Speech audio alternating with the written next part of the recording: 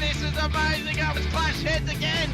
This is like Chaz Moskin and Cam Water. For the first time here for season 3. Davis on pole, Vanderkran in second. It's going to be sprint round action here tonight. Let's go racing here at Daytona. It was a good start there from Davis in comparison to Vanderkran in behind. Cowan's absolutely bogged it up and already dropped out of the top 3 here as they come down towards turn 1 for the first time. There's biffing and barging between Gallen and Cowan. These guys are still going at it after last season. They survived for this time by though. Through turn 2 and 3 they come. Nice and clean, boys. Keep it up as they come up to... I love riding. It's a real social thing. There's a great bond between riders. Every weekend I look forward to getting out there. It's a freedom like no other. Riding to work is a great way to start the day. Shannons insure all types of road bikes, not just classics. They offer features riders really want. It's why they're one of Australia's leading motorcycle insurance providers.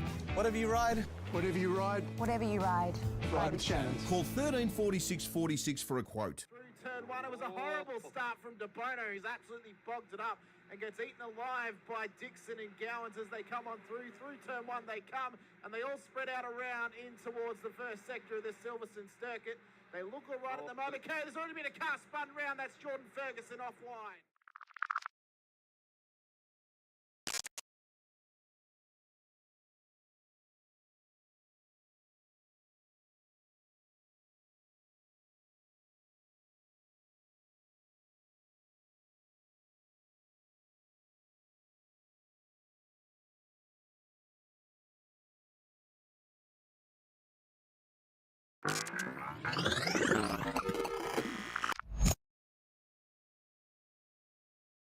Is green, green, green at Road Atlanta here as well. Faulkner did get away. De Bono is tucked in as well.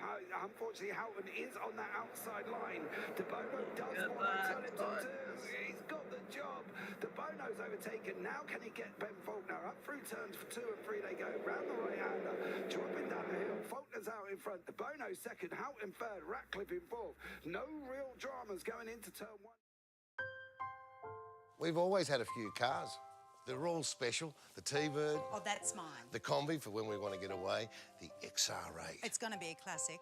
They're all insured with Shannons, We've also got Shannon's home and contents cover. which helps protect our automotive collectibles, tools and memorabilia in the home and garage. If you're motoring enthusiasts like us, it's got to be. Shannon's. Shannons, insurance for motoring enthusiasts. Call 134646 for a quote.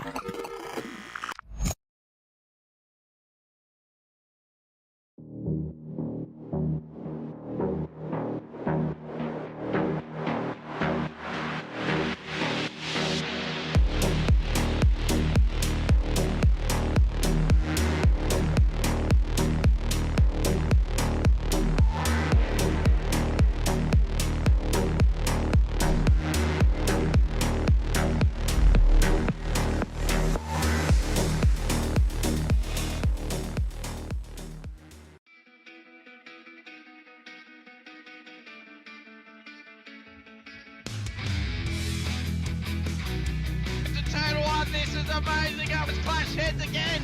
This is like Chaz Moskin and Cam Waters. Almost the same situation. Better contact going down the hill. Sam Noble wants to slip on Dave Coleman now. Sam Noble bottle right now because tell you what, Bruce Tannock and Jamie Dyke just absolutely drove away from us. Hayden trying to go around the outside. This is where he could have just sent it up the inside, but he hasn't committed, which is fair enough. It's very scary out there, ladies and gentlemen. Now let's see if we get a good run. Dodds just absolutely think about it. It's a really nice move. Blake Delaney had to move out of the way.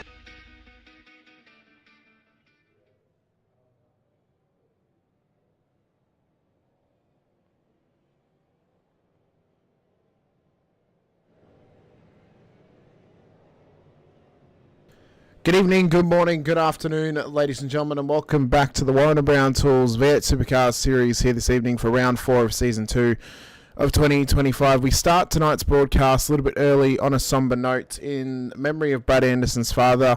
The drivers have headed out onto track to do a lap of honour for him, led by Brad. We're going to stay silent as the drivers do this, and we'll be back in with you once qualifying begins.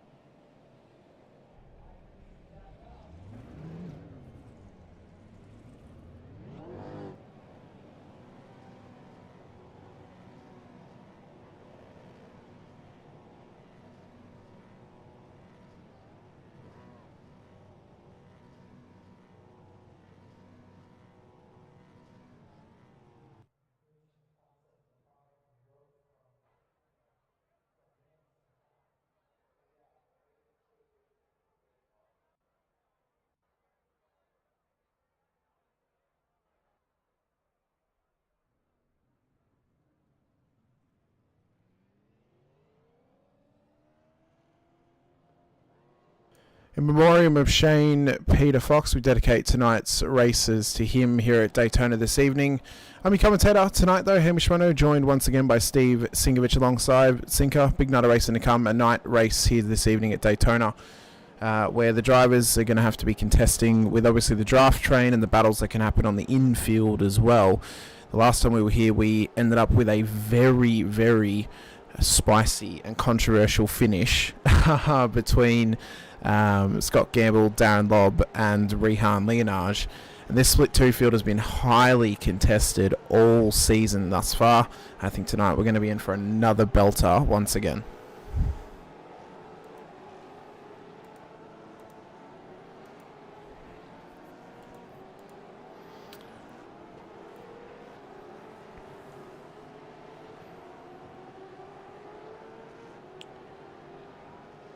We also want to take this time, as we posted in chat as well, on behalf of SRW, the whole team alongside as well, the RC team, the BC team, as well as the admins. We want to give our condolences out to the Anderson family as well for their loss recently as well. And we're hoping tonight that Brad... Yeah, we got you. We got you now, Cinco. I was sitting here going, no, you're not talking. I thought you might have been fully just engulfed in what you were doing. Full motion chat. I think I don't need to get a new wire here. Look, just before we get into our normal laughter and carry on behalf of SRW, the whole company, the team, RC and everyone, Brad is part of the Team SRW family, and the Anderson family is a big supporter of what we do on our streams. A bit of feedback that I've got from the family is that Dad would watch every race, and even to the point where if he didn't have the energy, he'd at least have it on in the background and listen to us. He was probably one of the few people that enjoyed my laugh, which is good to hear. Probably makes me a little bit more sadder again, because as we are all part of a massive family at SRW. This is not the first honour we've done, and it won't be the last, but each one has its special little thing I get about it, and we know that the family has been a massive supporter of us, so rest in peace. Condolences from everyone in the team, and lots of love to everyone, and hope this night makes it a little bit more special for you and brings out the smiles and memories of the good times and the laughter and all the bits that makes things special in life. You know, remember the good times, and yeah, thank you again for being part of our family and sharing this with us. Well, we now get to share the best possible way to be able to honour someone with some fantastic racing once again. I just want to, I do need to figure out, because it's not on the calendar, are we on for a normal round tonight or a sprint round tonight?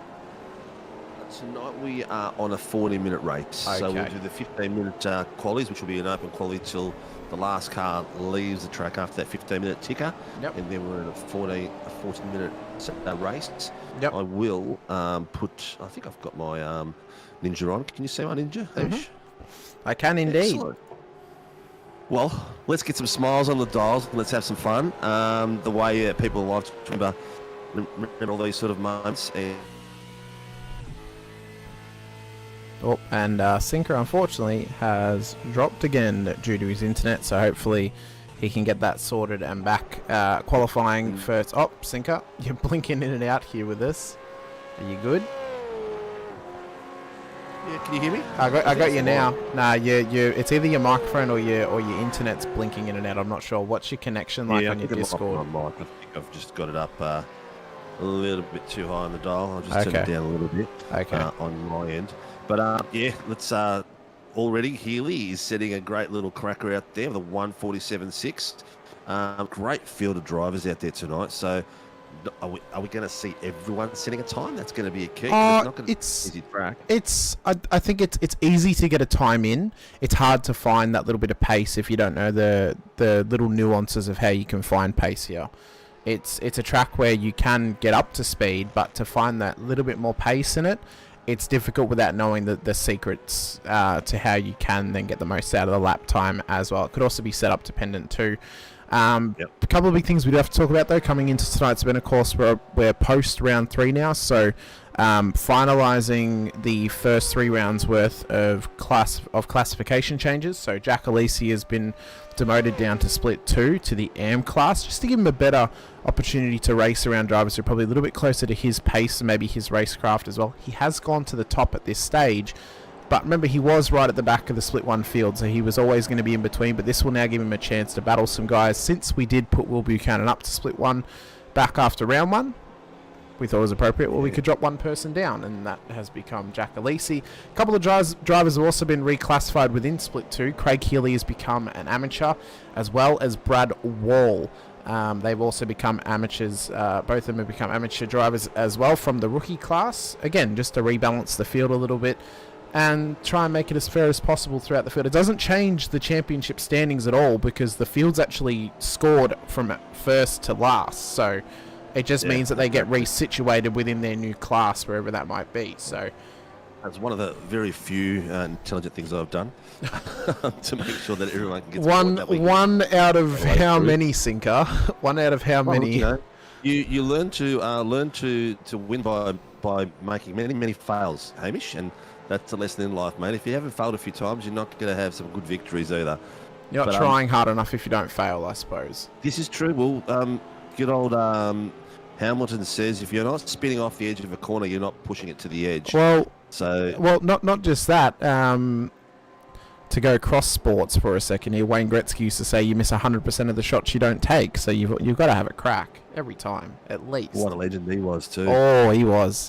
Greatest NHL player of all time. I will die on that hill.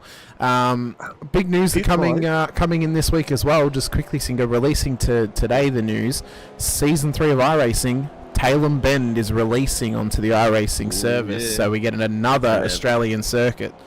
And I had a brain crack today, mate, when I heard that. Yep. Wait and stay tuned. My brain has gone nuts over it. And, when it comes to the Bend, I've been waiting for this for a while. I'm going to assume it's going to be an endurance race at the Bend, Sinker. That's my assumption. No, it's not actually. It's going to be an absolute cracker. Is it going to be a full season of just the Bend with the different layouts? That would actually be funny. That would be such a Sinker idea, because there are 7 different layouts of that track. So exactly right. You could get away with it, but no, it's not one of the ideas. It would be quite boring, even though there's different layouts. But there is something that's on my mind that's going to come to fruition, and let me just stew it and cook it for a little bit. But it's going to be an absolute cracker. Michael Quash has not set a time yet, mate. He hasn't. And we know he's been at the pointy end. Brad Wall not yet as well. So Brad Wall is one of the heats he's won, which is the reason why he's gone up. Same as Mr. Healy. Yeah. But are we going to see Brett Taylor cream rise to the top? Are we going to see at the moment Di Feldman sitting in second fastest of the rookies? Is she going to get on a podium tonight and put another big smile on our faces and get us cheering on for the underdog? And by the way, second screen has got Mr. Anderson flying around in his beautiful colours with all his different livery angles that he's got there that he's dedicated to the family. Very good. So we can check in with how Brad does tonight now. Unfortunately, Brad does normally have a tough time out on track, so we're hoping he can at least have a nice clean run tonight and have his best finish ever. That's what we want. That is a perfect world, isn't it, Singer, that Brad can have his best race of all time in SRW, whatever that may be, whether it's a podium in class or top 20 finish, whatever that is. We hope that it can be a positive performance for Brad tonight. And you know what? It is Brad's night tonight, but anyone who can remove that St Kilda logo off the back of their car will get bonus points. Yep, they will. Because we'd like to have a Collingwood sticker across there instead. No, you're still wrong on that one, Cinco. You're still wrong on that one. Is there no, Calder Park does have the iRacing, but it's not in iRacing. I think it's a long time till they get in there. They've got a lot. Yeah, they've got to fit. They've only just started getting investments. I don't even know if they've even started the upgrades to that circuit yet. So they have. They started the upgrades early last year, and they've done one of the most crucial corners that they had in there at the end of the first straight. They had to reconstruct the runoff there to the little chicane because it was too dangerous. And they've got FIA tick for that. but they've got a lot of other things to do as well. It's a 10-year program they're working on. That track, realistically, as much as we would hate to see it go, Calder is probably actually going to replace Sandown when Sandown would eventually get sold. So that's likely the thought process. I've heard rumours that Sandown's going to be saved. I hope so. I've heard rumours that Sandown's going to be saved. I heard that from a couple of real-world drivers. I hope they say to people who have moved there and then complain about a racetrack that you decided to move here. We're not selling it. Oh, it's like buying a house next to a pub.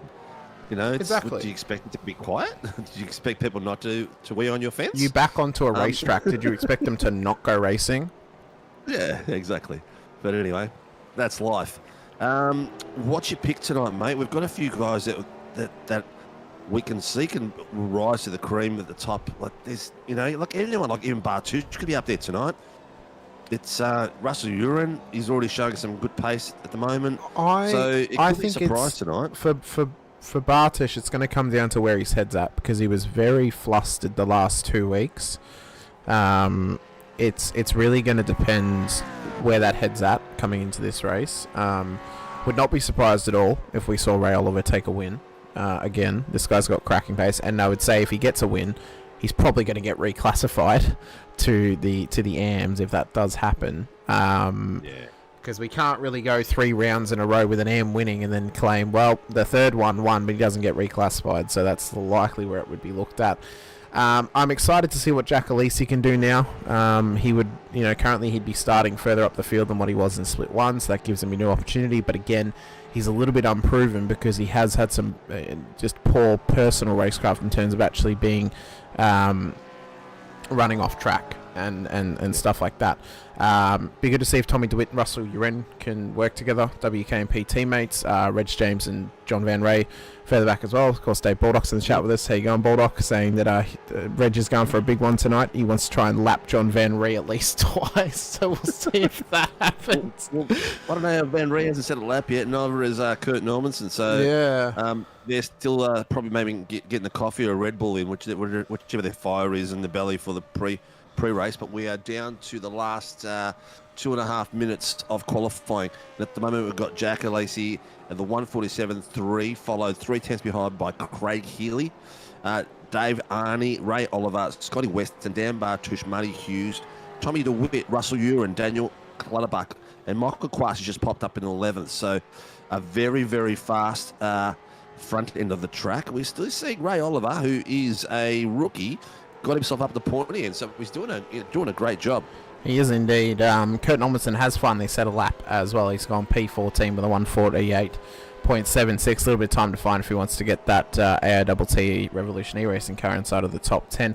Jeff Arnold off the pace a little bit tonight as well from Velocity Racing Team. We've seen he's been impressing us the last few weeks in that rookie class and getting a couple of podiums to his name and racing up inside the top 10. He's situated outside the 10 at the moment, so he has to find a little bit of pace if he wants to get in there. Otherwise, he's going to have to do it on the road. I think the big important part of tonight is there's 2 things they're going to have to be cautious of. Lap 1, turn 1, and lap 1 at the bus stop. If they can survive both, then we may be on for somewhat of a good race, but the bus stop's always an X factor. It's always one where if someone has an incident there, it can just blow up in our face and we could get a safety car called. The same could be said of turn 1, but they're both at their most dangerous on lap 1 because that is the closest the field is going to be the whole time, barring safety car restarts. And I would even argue they're closer off the race start than they are off safety car restarts because of the fact that it's a long run to the line off the safety car tonight. It means that the leader and the field can spread nicely before they actually make it through turn 1's apex. Yeah, 100%. Viewers, look, let us know who you're watching, who you're supporting out there tonight. Please also let us know how the cars, engines sound, if you can hear the cars while you're out there. There's nothing worse when we do a broadcast and it's just me and Hamish and you can't hear the cars. So let us know if anything needs tweaking. But also, please remember to like, subscribe, and hit the notification button so that when we are on track, you know where we are, because we love to support the people that support us. Grib Industries, Warren Brown Tools, Moser Racing, Shunt Scenery, Who's the other one, Hamish? My brain has gone blank today. Phoenix Driver Development. And Phoenix Driver Development, that's it. Phoenix Driver Development, the guys that race in our series do a great job. They've done some good work with our team as well. I think your team's been out there on track with them as well, haven't they? Prior to the Sandown 500, just to get them prepped and ready for that race as well. So yeah, they enjoyed at least getting that differential of opinion before that race. It has. So final laps are coming in wrong. Lester's actually got himself a purple for the first and second sector. He has. He's a sneaky pick for me tonight. P4 as he crosses the line. Dave Arney has already finished his run. Michael Quash, I think, is pulled up. Marty Hughes is pulled up as well. Jeff Arnold is the next car who's going to cross the line. So can he find himself into the top 15? He's got a couple of green sectors as we ride on board the VRT car, the Serco entry.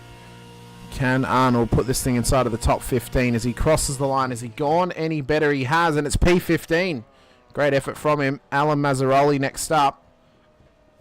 He's got at least one green sector. It's not going to look any better for him, though, as then Reg James. Reg Grundy. As Reg James comes across the line at WKMP Sim Sports. Has he gone any better? He has. P12. Ooh, got the 12. Great effort there from Reg. Knocks Arnold outside of the 15. Mazzaroli outside of the top 20 as well, as qualifying comes to an end. And the drivers get themselves prepared for their race here this evening. 40 minutes of racing for race number 1 this evening of Split 2. Then we head into Split 1 for their 40 minutes of racing as well, plus their qualifying session. Because it is a 40-minute race, we will have time to get in right on the start of qualifying, so we should make the whole qualifying tonight of Split 1, hopefully, as long as we're as speedy as possible in that sense. But it's going to be a cracking night of racing. I love Daytona. Cinco, it's one of 2 circuits I've taken a race win at, and if you can get a lap done right here, you feel on top of the world. It is so good. It is a cracker. There's, like you said, there's a few real key elements. There's the first corner, and that the bus stop. We've seen some amazing racing through that bus stop, and I'm sure, no doubt, that we will see that again tonight in the second split and the first split, because the boys and girls are very capable. We've got 2 girls in the field today. We do. We've got Steph Piccoli and Di Fieldman out there. Where did Di end up qualifying in the end? She ended up qualifying P18. 4th. Yeah, 4th in class, P18 overall. Yeah. So let's motivate Di to get up there and get on the podium. It'd be good to see a female get up there. We still haven't had that yet. I think Steph has got herself a race win in the 86s, but not in the V8s yet. We haven't sent it in the V8s yet. Well, we'll see how well they do. I suppose Daytona always has somewhat of an X factor about it. Of we never really know who's going to be up there until the end. One of the well-paid cameramen out there on track for us tonight. I forgot to get in the corporate hoodie because it's pretty cold out there tonight, so I'll have to apologise to him. Starting good, though, for tonight's race will be as follows. Jack Alesi will start pole in his first appearance in Split 2 with Dave Arney alongside Craig Healy, Scott Weston for the top 4 with Ray Oliver, Kurt Nommensen starting in the top 6. Oliver will start pole for the rookie class here tonight. Dan Bartish, Marty Hughes for your top 8 with Tommy DeWitt and Russell Uren for the top 10 with Daniel Clutterbuck and Reg James for your top 12 as Michael Quash, Brad Wall make up the 7th row of the grid. Brad Mays, Jeff Arnold, they'll start 2nd and 3rd for the rookies, 15th and 16th on the road overall with Rob Baxter and Di Feldman breathing down their necks in behind. Ron Allen, Brett Taylor will start inside the top 20 with Alan Mazzaroli, Brad Mays, Matt Fu, Martin Lipsky for your top 24. Travis Nielsen, Daniel Snedden will start ahead of Chris Tomlin and Wayne Edwards with Steph Piccoli, Greg Johnston. There's Brad Anderson just outside of the top 30, so a bit of work to do tonight, but maybe through some natural falling of the order ahead of him, he may find some free positions. He'll start alongside Greg Leake with Brendan Sopar just in behind them as well. John Van Ray did not set a time in qualifying. He'll start at the back of the field. Our race controllers tonight, Greg Barber and Matt Keane out there as well, driving the safety car. So a nicely sized field for Daytona. Plenty of opportunity for overtakes here tonight. Cars on track. It is Second mental. Camera is on Mr. Anderson. Very good, Mr. Anderson. Mr. Anderson. 30 seconds until the lights go up at Daytona. They will start on the banking, so watch for the cars on the inside line because they're getting the tighter of the banking here off the start. So some of them may bog it up, some of them may spin the rears and then end up in the grass. So this is the cautious period of the race start at Daytona. It's where this is where it first starts to apply pressure to. You've got to maximise this race start. The guys at the back have got an advantage because they are on the flat stuff. Lights up though for 40 minutes of racing at Daytona. Elise on pole, Arnie in behind as we get it underway towards turn 1. Very cautious start from those on the inside of the banking, but the scramble towards 1 begins. It's a horrid start from Elise as Arnie and Weston go side by side through turn 1. Can they all keep it clean this time by? Running it wide does Arnie. How does the rest of the field go? Have they survived this time? It appears they have. Couple of door-to-door moments, but at the moment, Sinker, they look pretty good down towards turn 4. Very, very clean, very, very well behaved. It's a 40-minute race, so I'm expecting these boys to be a bit smarter about it as well. But we still got to get through the first internal part of the track and the bus stop, and we are already seeing them very, very tight across that corner there. It's going to be tight. Well, Scotty Weston's trying to push it around. Brad has done himself a bit of a U-turn with Greg Leake, but that's all right. Just gives him more camera action. These boys are going 2 by 2 and not giving an inch through both of these internal corners. Look at this battle pack in behind as drivers scramble from their positions just to find any advantage that they can. And for the first time, we run up towards the bus stop here as Arnie leads, Weston in behind, Elise, Nominson, Bartish, and the cars are just trying to find their best position that they can out there. Scott Weston has now taken the lead in towards the bus stop from Dave Arnie, Elise in behind, Nominson and Bartish. It is there's such tight margins at the moment, Sinker, as Snedden in behind has just got Uren and Maisie and James. As Mays has run it wide, I think that might be a slowdown. That's another thing drivers have to be careful of, is the slowdown through the bus stop. Just cautious of how tight you can take those corners and how tight you can attack it too. Car 10 drive-through penalty. Well, it's actually corrected car 10. That is Rob Baxter. Unfortunately, a driver joined the session tonight with the wrong number, so his number's been changed to number 10, naturally by iRacing. So he jumped the start, he'll have to drive through. Oh, there goes Arnie. Oh, he's just got out of the way too. What a crucial part of the track to get out of the way. Oh, that was well done. That was a very good recovery. Brad Hayes is just joined as well. He missed the start, so he's just exited the pit lane. 175 has just called something in, so there's little tits and tats going on that everyone is having a bit of a chin wag about. Taylor is spun round down at turn 4. Such a difficult spot to get the car recovered. And now he just tries to get it going again as Healy battles away with Van Ree. So Healy's dropped down the order. So something definitely happened to him off the start here, Sinker. We'll have to find a way to check out what happened to him and how he ended up so far down the order. Let's just scroll on back. He's just calling that right in right now, Barbs. It happens at the bus stop. Yeah. So he's called that in. They're having a bit of a look at it at the moment.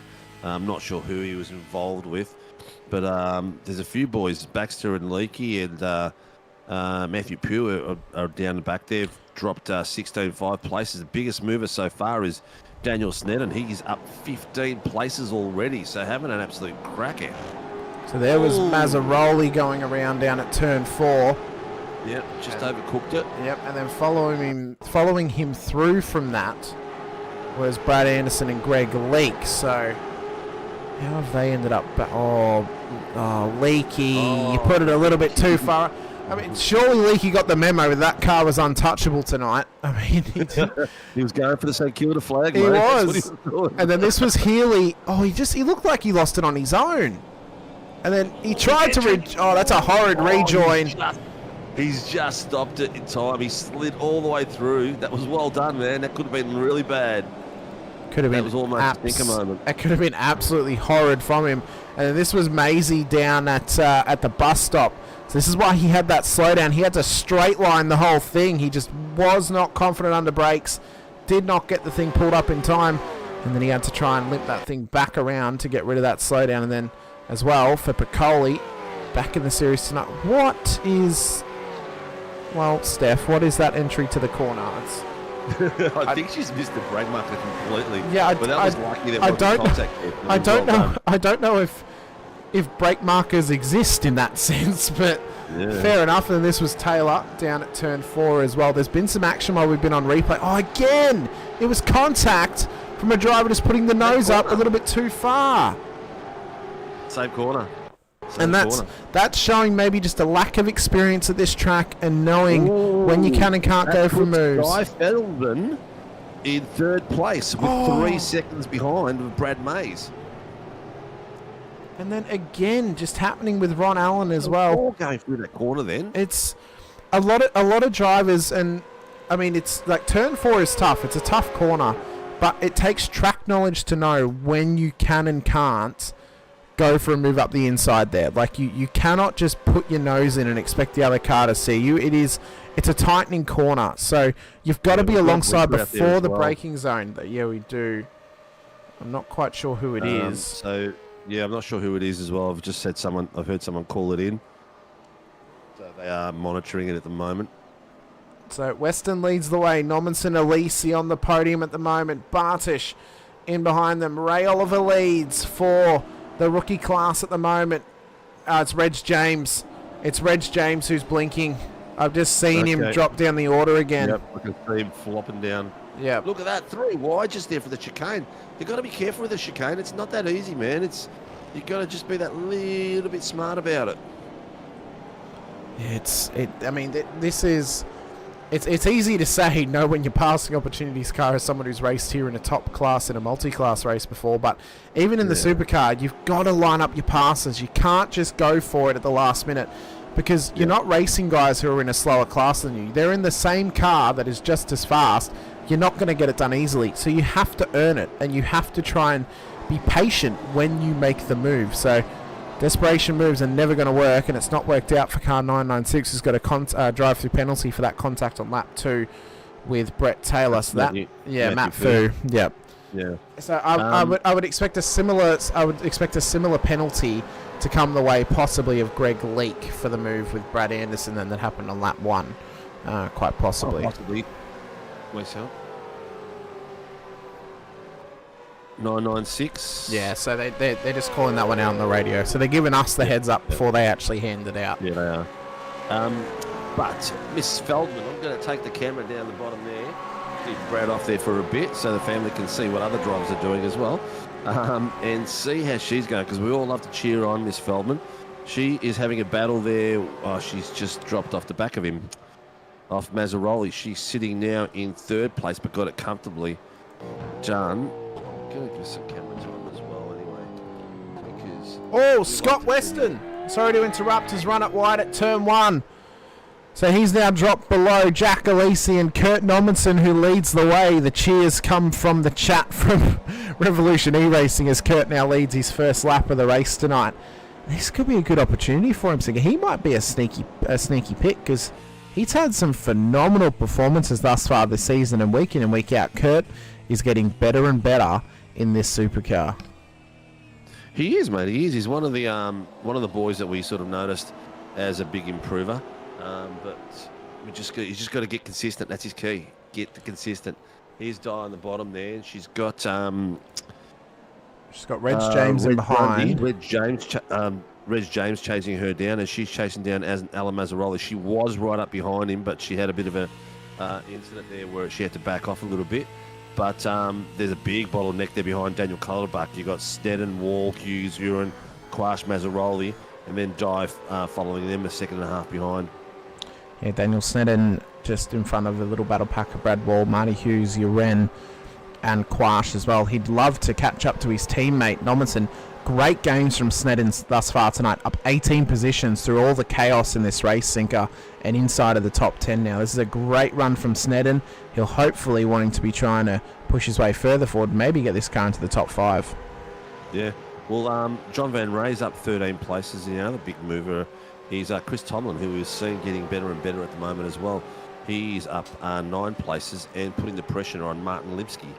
So he is 1/10 on him at the moment, so putting a lot of pressure. It looks like he's going to make a move any second. There's a couple of moves that are being made. Ray Oliver has run it wide at turn 1. He's trying to run the wide line to get the run through 1 there. He's cut back in front of Bartish. That's now allowed Arnie through. Uren's been battling away with Brad Wall fresh into the AMS class, and Michael Quash too.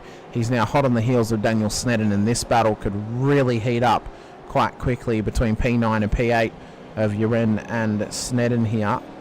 And we'll just see how they go as... Oh, Mazzaroli's just run it wide, and now Feldman comes through, takes P2 for the AMS. Tomlin and Lipsky battling in behind as well. There's a heap of these small little packs that are going toe-to-toe tonight, Sinker, and with half an hour to go in this race and a pit stop in there, this is going to come down right to the checkered flag. It is. Great bit of composure there by Di. Not usually the rookies will follow each other off track. It's just a magnet. It just draws you. You just get stuck into the vision following the car in front of you.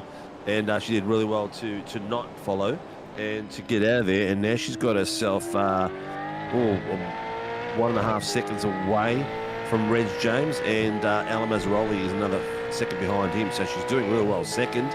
She's got a long way to go to catch Ray Oliver, unless Ray has a spin somewhere along the way, but it's still a good spot, second place. Yeah, Di Feldman doing a great job now, up 5 into the top 13 cars. This circuit, much like most sport last week, I think are very rhythm heavy. You've got to get into your rhythm around here, just cut your consistent laps. A minor mistake here or there is okay. More or less, you don't really want to be making it in the infield because that's where you'll lose too much time. And then again, even the slightest mistake through the bus stop is savable. It's as long as you don't get that slowdown that you'll end up fine. Car 32 now with a drive-through penalty for contact on lap 3, turn 4, so Martin Lipsky. So again, another one of those incidents that happened down at 4 has now led to a drive-through penalty once again. But the Feldman, treacherous corner, that. it is. It's so treacherous. Yeah, Mr. Uren's gone off track there. Yeah, he has down at 660. He just pulled something in. Yeah, let's see what's happened. If there was contact made down through 2 and 3, so we had Quashi on his outside. Oh, and that's a tough one. That's a real tough one because where's Quashi supposed to go off track? I mean, he had space to the other side of him. It's tough.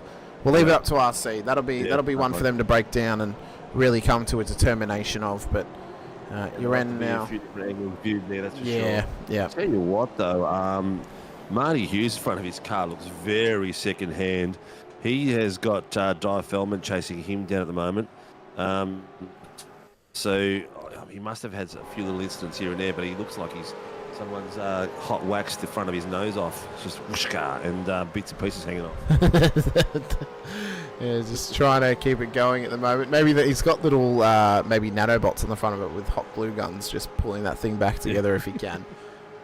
Gorilla, is it the new black Gorilla tape? He got the coloured Gorilla tape, the white one, to go on the front just to match the livery.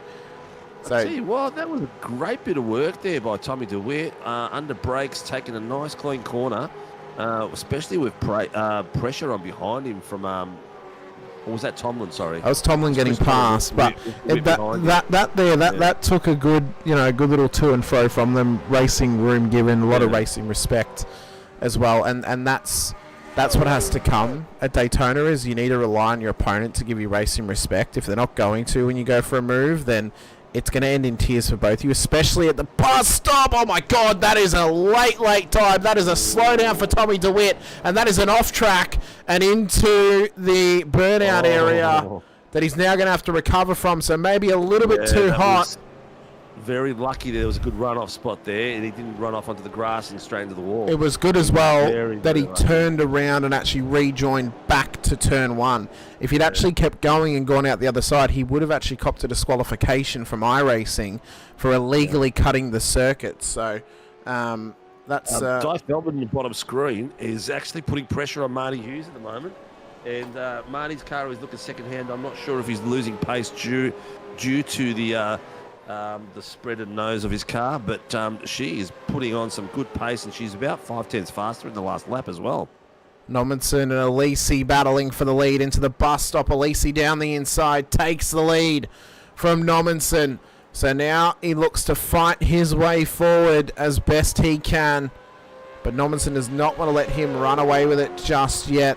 And even though Jack is, leading this race after being demoted down, I'm not surprised that this has happened because it's, he was always going to be towards the front of the field, being that he was at the back of the field of split one. I didn't think when we spoke about it, I didn't think, he's going to be at the back of split two. No, I thought, well, he's probably going to be, he's likely going to be towards the front or towards the back, as he's just made a mistake into one and run it way wide, giving up the lead to Nommensen there. So again, the pressure in to Alesi, which has cracked him the last few weeks in split one, has cracked him again here in split two. Unfortunately, work to be done for Alesi to get that racecraft up and try and find those little 1%ers and just cross them off the list, because that could cost him a race win. If he does that consistently tonight, that could cost him a race win or possibly even a podium, as DeWitt and Uren are in pit lane. So is Nielsen as well. There has been a couple of NFAs been called at this point too. Johnston and Baxter battling into turn one. That's weird. Johnston's just done a pass. He never does overtakes, does Greg Johnston. Where has this come from? That was a nice move, actually. Nice move. It's a good move. Very clean. Yeah, very clean. Tucked up I'm going to take the second camera down to Chris Tomlin and Craig Healy and that. There's a nice little battle pack at the back there with 5 cars fighting it out for the boys out there and the girls. If you have a look at these guys, it just nose to tail all the way through. The battle packs we're always going to get these little packs of 4 or 5 cars building up, especially with the draft train out there. Remembering the draft and the supercars are around about 0.8 of a second. And even though you get the draft, as soon as you pull out of it, you're not going anywhere. We saw that back at Watkins Glen when the first Gen 3 car first came out. So they're going to have to play this smart now and use the toe to their advantage. Maybe just to try and line up moves under brakes at turn 1 or into the bus stop as well. Likely going to be your best overtaking opportunities of the whole race. Again, unless you get a run out of 4 and line it up down at the hairpin past the kink. Otherwise, you just got to be patient. And you don't want to make the move in the last corner and then have the person that drag all the way up the straight. You want to just back off that little bit and just get a great exit out of the last corner and do it at the very first corner. So that way you're in clear area for the rest of the lap, and you can try to pull away. Unless you are maybe wanting to work together with them to do some bump drafting or something, just to save some fuel throughout the race. We've seen that pay off for drivers before through multiple different categories here in SRW when we've raced here. They've done it in the supercars, they've done it in the GTs. Plenty of drivers have used that to their advantage, and it doesn't go against the rules because they're not wall riding, they're bump drafting with their opponent right ahead of them. Very true. Daniel Sneddon is up 17 places now. Chris Tomlin up 12. So Chris is on a slow march forward, doing very, very well.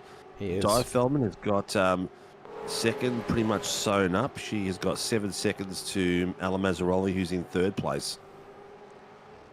Just seen as well, Brad Wall, has he got a Tulip Racing livery on that car now?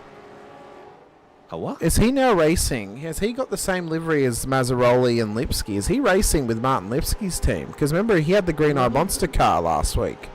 No, I don't think so. Maybe he's just gone to a grey livery. And look, it's very similar.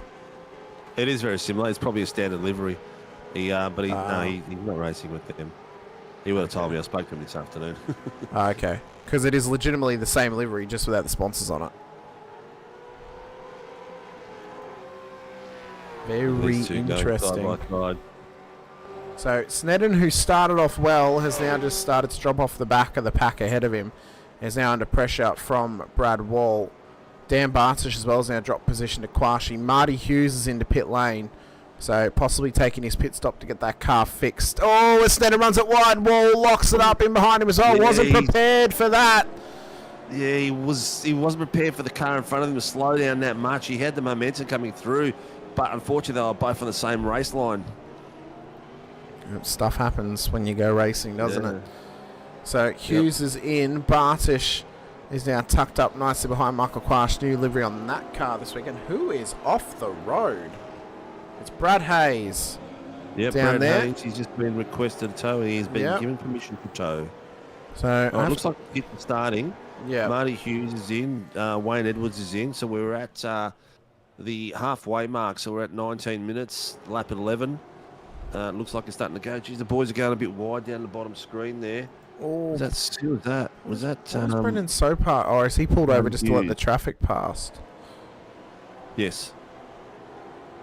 He's either pulled over or he slid. Okay, he's literally just pulled over to let them come past him. Okay. Yeah. Interesting strategy on a track where you could just lift while you go around the bowl and they'd be able to come past you quite easily. But you do you, Brendan. You do you. Whatever works. Let the lap traffic pass. Yeah, we're going to make people happy. Yeah, I agree.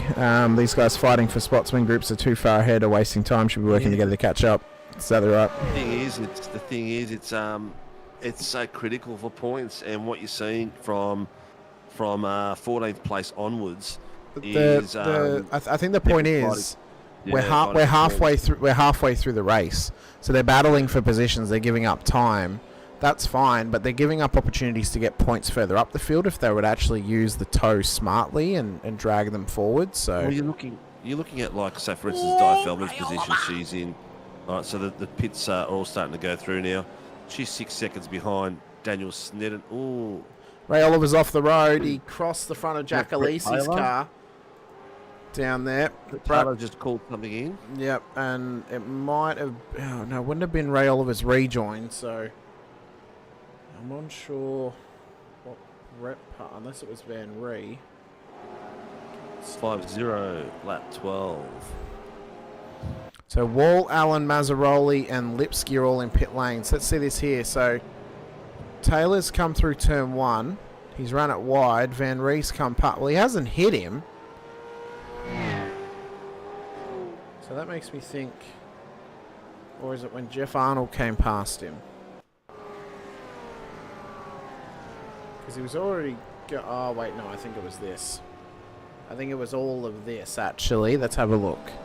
So it happened around about the same time that Alisi went off track. So Tomlin... Oh, what the hell? Well, he went to pull in behind the guy behind him and didn't realise it was a second car. Now, that was like Mazzaroli... Like, just slowed right up on the straight. He did. He went to brake. Oh, why are you braking? I mean, that is weird. Don't know. I guess we'll hear about it at some point. But there is a few little niggly incidents here and there. Oliver is in the pit now. So is Di Feldman. Tell you what, might get ears and eyes on that because Di Feldman. Where are you, Dale? Well, Di Feldman's in pit lane. So is Oliver, and you can't see them because they're both hiding behind a thing. She comes out in front of him. She could be taking the lead of the amateurs as the first one that's pitted through. Oliver is out. No, he only stayed on the. He was only on the jacks for 14.7 seconds. Di was on for 19 seconds. So I reckon Di took tyres. Di would have taken tyres and Oliver hasn't. Yeah. That would have cost her, like, seriously about 4 seconds. But that might be a smart strategy though, taking tyres in this race, because now she's going to have some fresh rubber. Yeah, I probably would have done the same as well. I mean, it's a safe play. It is. It's Dave Arney at the front of the field at the moment. He's got 2 seconds over Kurt Nommensen and then Jack Alisi just ahead of Scotty Weston as well. So pretty fairly matched at the moment. I think Dave's done well thus far in this race. He's not set the fastest lap of the race, but he's run a very clean race thus far, which is what really pays off for you at Daytona, of course. Bartosz still in battle with Daniel Snedden now as they run through the bus stop. So we'll see how this now plays out for them. Piccoli and Taylor into pit lane. Yep. The back end of the field all the way up from 16th place down, 14th place down would have pretty much all pit apart from 1 or 2 that are in the back there. But we'll see what happens. Who's going to pull the trigger first? Dave Arney, Kurt Nommensen or Jack Alisi? We know Clutterbuck. He's quite a talented guy and he could get something in this pit strategy and move himself forward. We could indeed. Oh my Or God, bit of sideways Bartish. there. Get about as sideways as you'd like to get at that point. Yeah. As we see, that was Brett Taylor coming out of pit lane. Brad Mays has just had an incident, and off goes Dan Bartish as well. So where's Maisie? Maisie's kept going. Oh, car 4, 30-second stop hold penalty. Dangerous driving, pit entry, tri-oval. That is going the way of Alan Mazzaroli. So that answers that question. He was trying to come into pit lane, but he was on the wrong side of the track, and that's what's caused the incident with Brett Taylor. Yep. He was on the wrong side.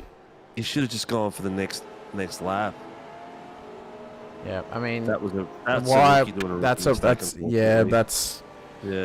hopefully he learns from it, because the one thing you always, especially here, that is a wild runoff for Maisie at turn 1. Yeah, what is a brake marker, Sinker? I mean, is he going for the oval? Has he just not realised there's a kink there? I don't know. I don't think he realised there was a corner, to be honest with you. Yeah. But Alesi now under pressure from Weston and Clutterbuck. Maybe some fuel saving happening here from Alesi on the podium at this stage. He's down 2. He started on pole in this race, but never really got anywhere off the start line, starting on the inside of the circuit, where the outside runner's got the advantage. Looks like the pit's doing a bit of an undercut, because Di's lost a few places to people who have just pitted before her. Remember though, she took tyres as well. 187, 10-point post-race penalty. That's Ray Oliver. So I would assume that is when he locked it up through turn 4 and crossed the nose of Alesi. Yeah. That's what I would assume that is for. I've also noticed Di Feldman has actually jumped to pits. So that's why people have come out ahead of her. Sinker, I'm not sure why she's jumped to pits. No, she went through a drive. She did a pit. No, she's jumped. She jumped to pits. Lap 13. It says Di Feldman jumped to pits. You sure? Because I thought I saw her drive in. No, she's a lap down now. So she's been in. This is the second time she's been in pits. So she's had an incident. Okay. Let's have a look. Let's see. Oh, she jumped in the pits after the pits, so she must have had an incident. Yeah. Ah, So, bugger. past her. There you go. It's past her. Yeah, that's true. iRacing does some really weird things when we've investigated over the last few days. RC has. So if you leave tyres, all these other little non-incidentals on in your black box when you go to the pits for a 30-second stop and hold, it will give you a 50-second stop and hold to do all the other services at the same time. So Rushy is just pointing it out to them. So we've got to take it out loud for them. So those that are listening, that are driving, will be aware. If you haven't read the notes from RC this coming days, that is an issue. So Nomenson's into pit lane. I just want to investigate how Feldman is needed to tow back to pit lane. So she's exited pits. She dropped a couple of spots. That's fine. But how has she ended up losing to Tommy DeWitt? Because she was pretty much she came out of the pits behind Ray Oliver. Yeah, like she came. Oh, she disappeared into the shadow realm. She actually dropped. So her internet dropped, and then it must have ping flagged her back to pit lane. Oh, so that's why. Yeah, so that's why there's no incident report for her crashing. It's literally it pinged her out of existence. Poor and her bloody internet. I know that Starlink is going to be getting a real talking to us. Van Ree and Healy are in pit lane. Muskie, will ya? Tell him to pull his finger out. She's all over the back of Brendan Soper at the moment, putting some mega pressure on him. So much so that Soper's gone out wide. I think it was Soper. Yeah, it's Soper, just ahead of it. Oh, no, it's Brad Mays. Brad Mays? It's Brad Mays. Yes, it was. Confirm. So, Nomenson, who has pits, is P6 at the moment. Car 187, 10 that's 10-point post-race penalty. Lap 12, turn 4. So, yeah, that's with the crossing of the nose of Jack Alesi from Ray Oliver that we saw on screen. So, he copped some points off his name going forward, so... Clutters is moving quietly. Kwashi is caught up. So Kwashi is now... These TMX boys are so in sync at the moment. But Kwashi is lapping just a little bit faster. The 149.758. He's caught up to the back of... And Dave Varney has triggered the... He has. Top cars. He has. So I'll go to Dave at the top end. Let's see how... Oh, you can't see it from the angle. Oh, you see him moving out now? Yeah, you can see him moving out. Let's see how it comes out with the boys that are coming through, like Kurt Normanson at the moment. Here he is. Where is he? So there's Nomi, and there is Arnie on the pit exit. This is going to be tight between them, but I think Arnie's going to get him. Oh, no, he's... Oh, my God, it's going to be close. He got him. Oh, he's just shot through. He's done a McLaughlin there, mate. That was beautiful. Shotgun tactics from Kurt Normanson has found him. I think he realised that Arnie was there, and he just put the boot into it through turn 2 and 3. He's like, nah, I'm coming out ahead of you, boy. Let me get this. On this one, mate. No, he didn't want to be the old brush and shovel. He wanted to be the full kahuna. Well, Scotty Weston has now got the front row with Jack Lacey, Daniel Clutterbuck, and Michael Quash. Question is, mate, if I was Quashy or Clutterbuck, I would say Quash go in early, undercut these guys in front. That's what I'd be doing, and then Clutter stay with them, or vice versa. That would be the go as a team driver at the moment. So as they roll around the bolt, Varney's past Kurt again. He's battling with him back and forth down the straight towards the bus stop. Normanson will have the inside line. Last of the late breakers as they follow through. Oh, bit of door-to-door nearly. Normanson's held position. Clutters and Quash are in pit lane. Here we go. They both gone. Oh, yeah, they both went. What a call that is. Let's see how they go. We've got these boys at the moment in the bottom screen. Where's Clutters and Quash going to come out? Based on track with these guys. Some great little battles going on. There's some really tight stuff. Who's all the backup? Jeff Arnold at the moment.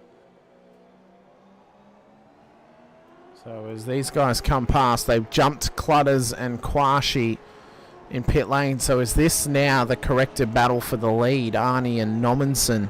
Not Arnie, yeah, Arnie and Normanson, because Alesi and Weston were right in front of Clutterbuck and Quash, and Clutterbuck and Quash are only just exiting pit lane.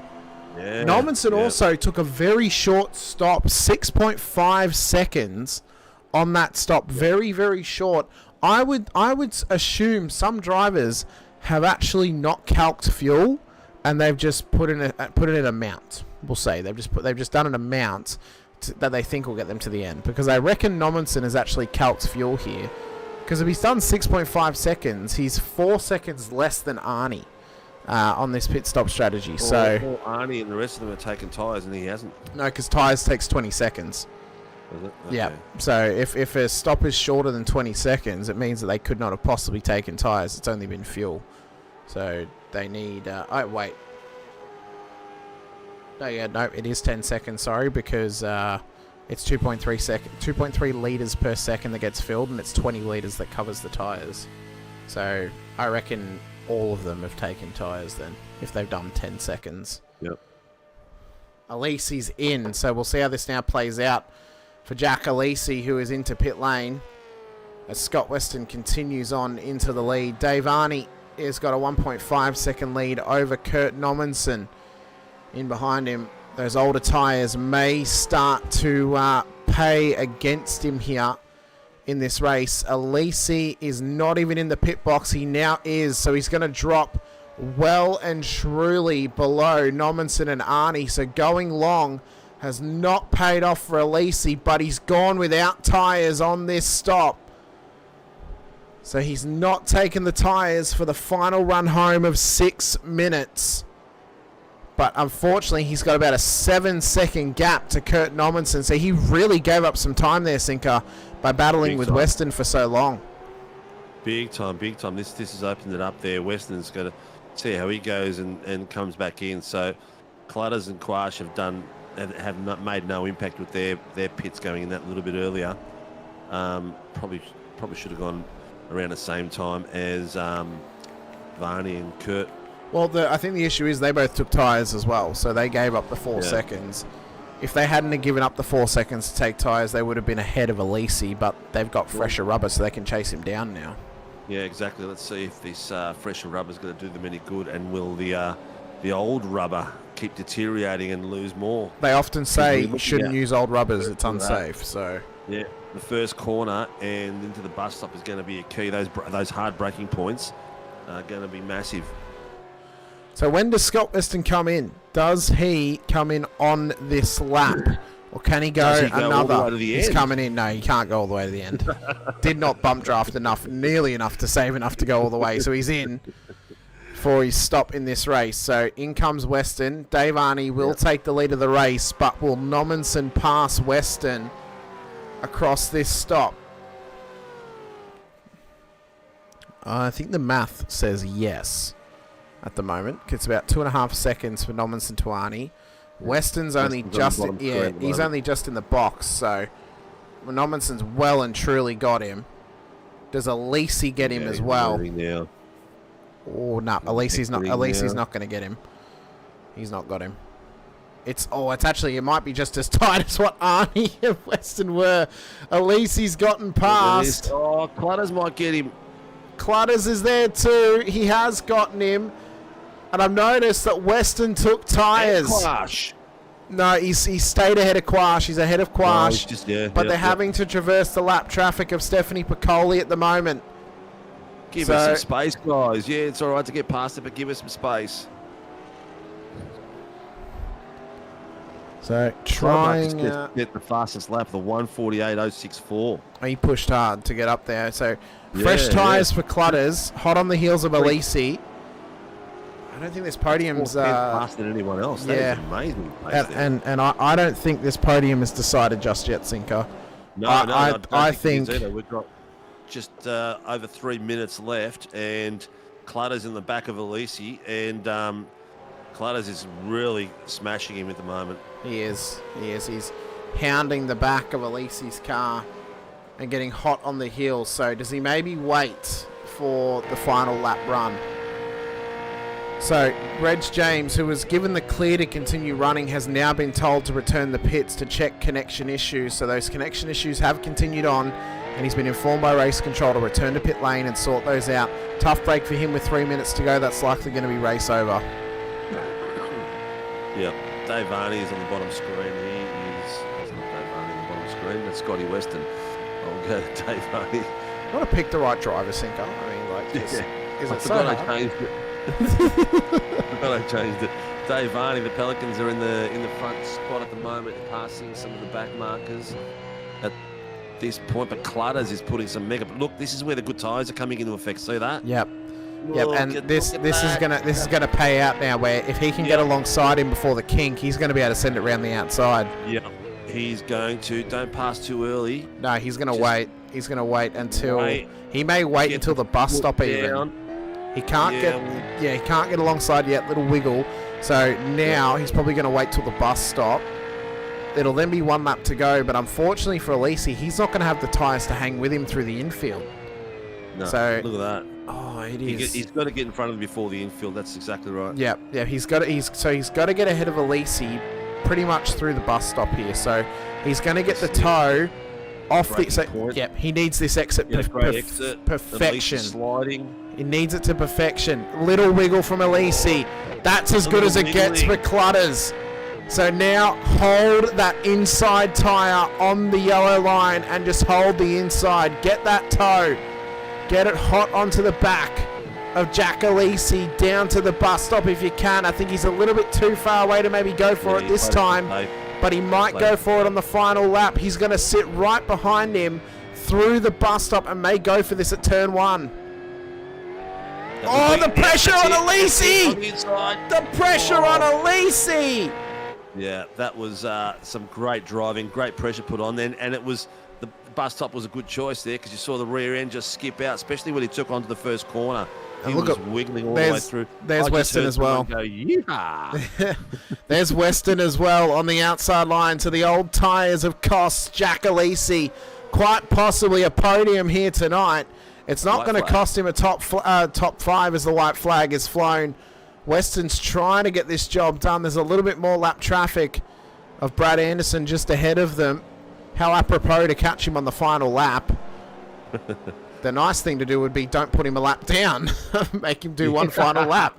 But I don't think they're going to do that tonight. They likely are going to get past him. Dave Arney leads the way. Nommensen in behind. Then there is Daniel Clutterbuck. Jack Alesi has remained ahead of Weston, but Alesi's too far away from Clutters to go for a move. And I would watch for Weston here into the bus stop because he may try and send this thing up on him, but he wants it at the hairpin as well. The old tyres of Alesi. No grip on the outside line. He's trying to get the power down, but that's like trying to lift heavy weights when you've got a torn muscle. He can't even get it pulled up.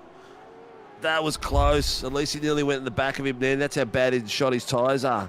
He nearly took Scotty out then. So down towards the bus stop comes Dave Arney for the final time on debut tonight in SRW. Into the AMS class. He leads them round for one final run to the checkered flag. Tonight's race was for Brad Anderson and the Anderson family in memoriam of Shane Fox. But as we run down towards the start-finish line for Dave Arney in an incredible effort from Pacific Esports Racing, he will take the win after 40 minutes of racing here at Daytona Motor Speedway to win round 4 of season 2 of 2025. Nommensen gets P2 in an incredible effort up 4. And then Clutterbuck in a drag race to the line with Weston hot on his heels. He'll take P3 in the final podium position with Weston and Alesi inside of the 5. Quashi, Hughes, Daniel Sneddon, Craig Healy and Ray Oliver will win it for the AMs, for the rookies once again in P10 on the road with Jeff Arnold in behind. And John Van Ray looks to come home P3 in that class. In that drag race happening with Sneddon and Healy right to the end. What a race. What a great little bit of fun. Some very, very respectful driving there from the boys. Good to see. And some very, very tight, man. It wasn't even door rubbing, really. It was just really, really tight. For some of those chicanes, it was crazy. So Van Ray will cross the line and claim that final podium position for the rookie class here tonight. So we'll be getting to have a chat to Dave Arney and Ray Oliver post-race as we lead over to split 1 as well. We've got Brad Anderson on the other screen. Hopefully he does his burnout nice and early so we can sneak across to split 1 once all the drivers have finished. They should be doing it on the main straight down in the... I would say he should do it right here because this is flat, so you're not going to end up off the road again into the grass. So we'll see where he does it though. As he's pulling up into the infield. He's going to go on the grass. He's not even there. He's at the bowl, so he's pulled it back and actually turned it round. Needs to be careful he doesn't get a black flag. He's going to do it right there. So there he is. He's doing the 11s. Let's get it on there for him. Where is it? He's got the pancreatus going back there as well. He's got a cool logo from the top. I'll see if I can get from the top of the car.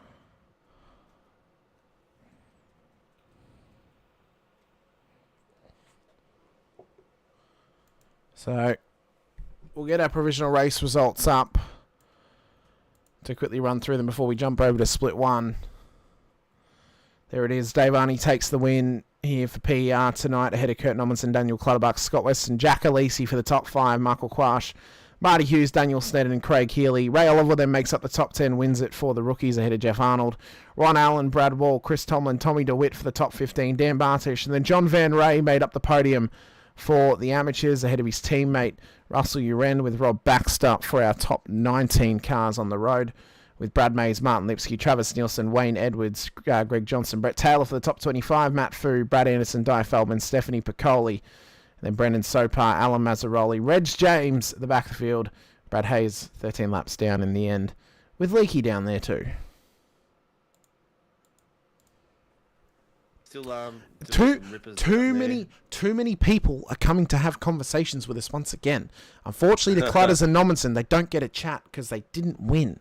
We only talk to our winners now because we have four classes to run through. So we're on a tight schedule. So yeah, we have to stick to our guns. So we're going to quickly go to our countdown screen as we farewell to Split 2 as we make our move over to Split 1. So let me just do some quick little finagling here. Let's turn down the countdown and reveal Discord again. And we'll drag in Ray Oliver, who's about to catch up with Mr. Sinkovic as we change servers. Mr. Oliver, how you doing, buddy? I can say I've had better nights. You've had better nights, mate. Bit of internet issues? Oh, I didn't know of any internet issues coming up, but I think some people need to definitely go to Specsavers on a few things. Look, it's all racing out there, and it was dark, so it's not easy to see out there either. I know I struggle when it's a dark race out there. How'd the car feel, mate? Oh, the car was fine till that first lap when old mate went off at the second hairpin, because Dan came through and just clipped my rear left-hand corner, which ripped the rear wheel out. So that's why I was having a lot of traction issues after that. So yeah, that's You're driving a damaged car, mate. Yeah, and unfortunately, the fast repair was not ticked. So these things happen. Oh yes, that does happen. It sucks. That's what you mate. You did a sinker. That's what I do. I go in there for a fast repair and forget to have it clicked on. Being in VR, those sort of things, little things like that, if you're not organised, are pretty ordinary. You're not driving in VR, are you? No, not anymore. Used to. Still miss it. Yeah, I don't know how other people drive without VR, mate. You've managed to make a few more races than usual. Are you going to be able to make the rest of the season? I've got another three coming, but we'll just see how things go. Because yeah, tonight was definitely not one of my happiest moments, and yeah, I'm surprised how you can do a readdress and park it on the driving line. That's still got me miffed, but you get that. You do get that, mate. It's racing out there. Well, congratulations. Who supports you out there and supports the team? Just a big cheers to the SLM boys. I mean, they've done a hell of a lot of work, especially Matt, and especially what Matt's done also with you guys with SRW behind the scenes. He's gone through a heck of a lot to start speed for their continued support of us. And last but not least, to Brad and all his family. It's a hard time, and we're thinking of them.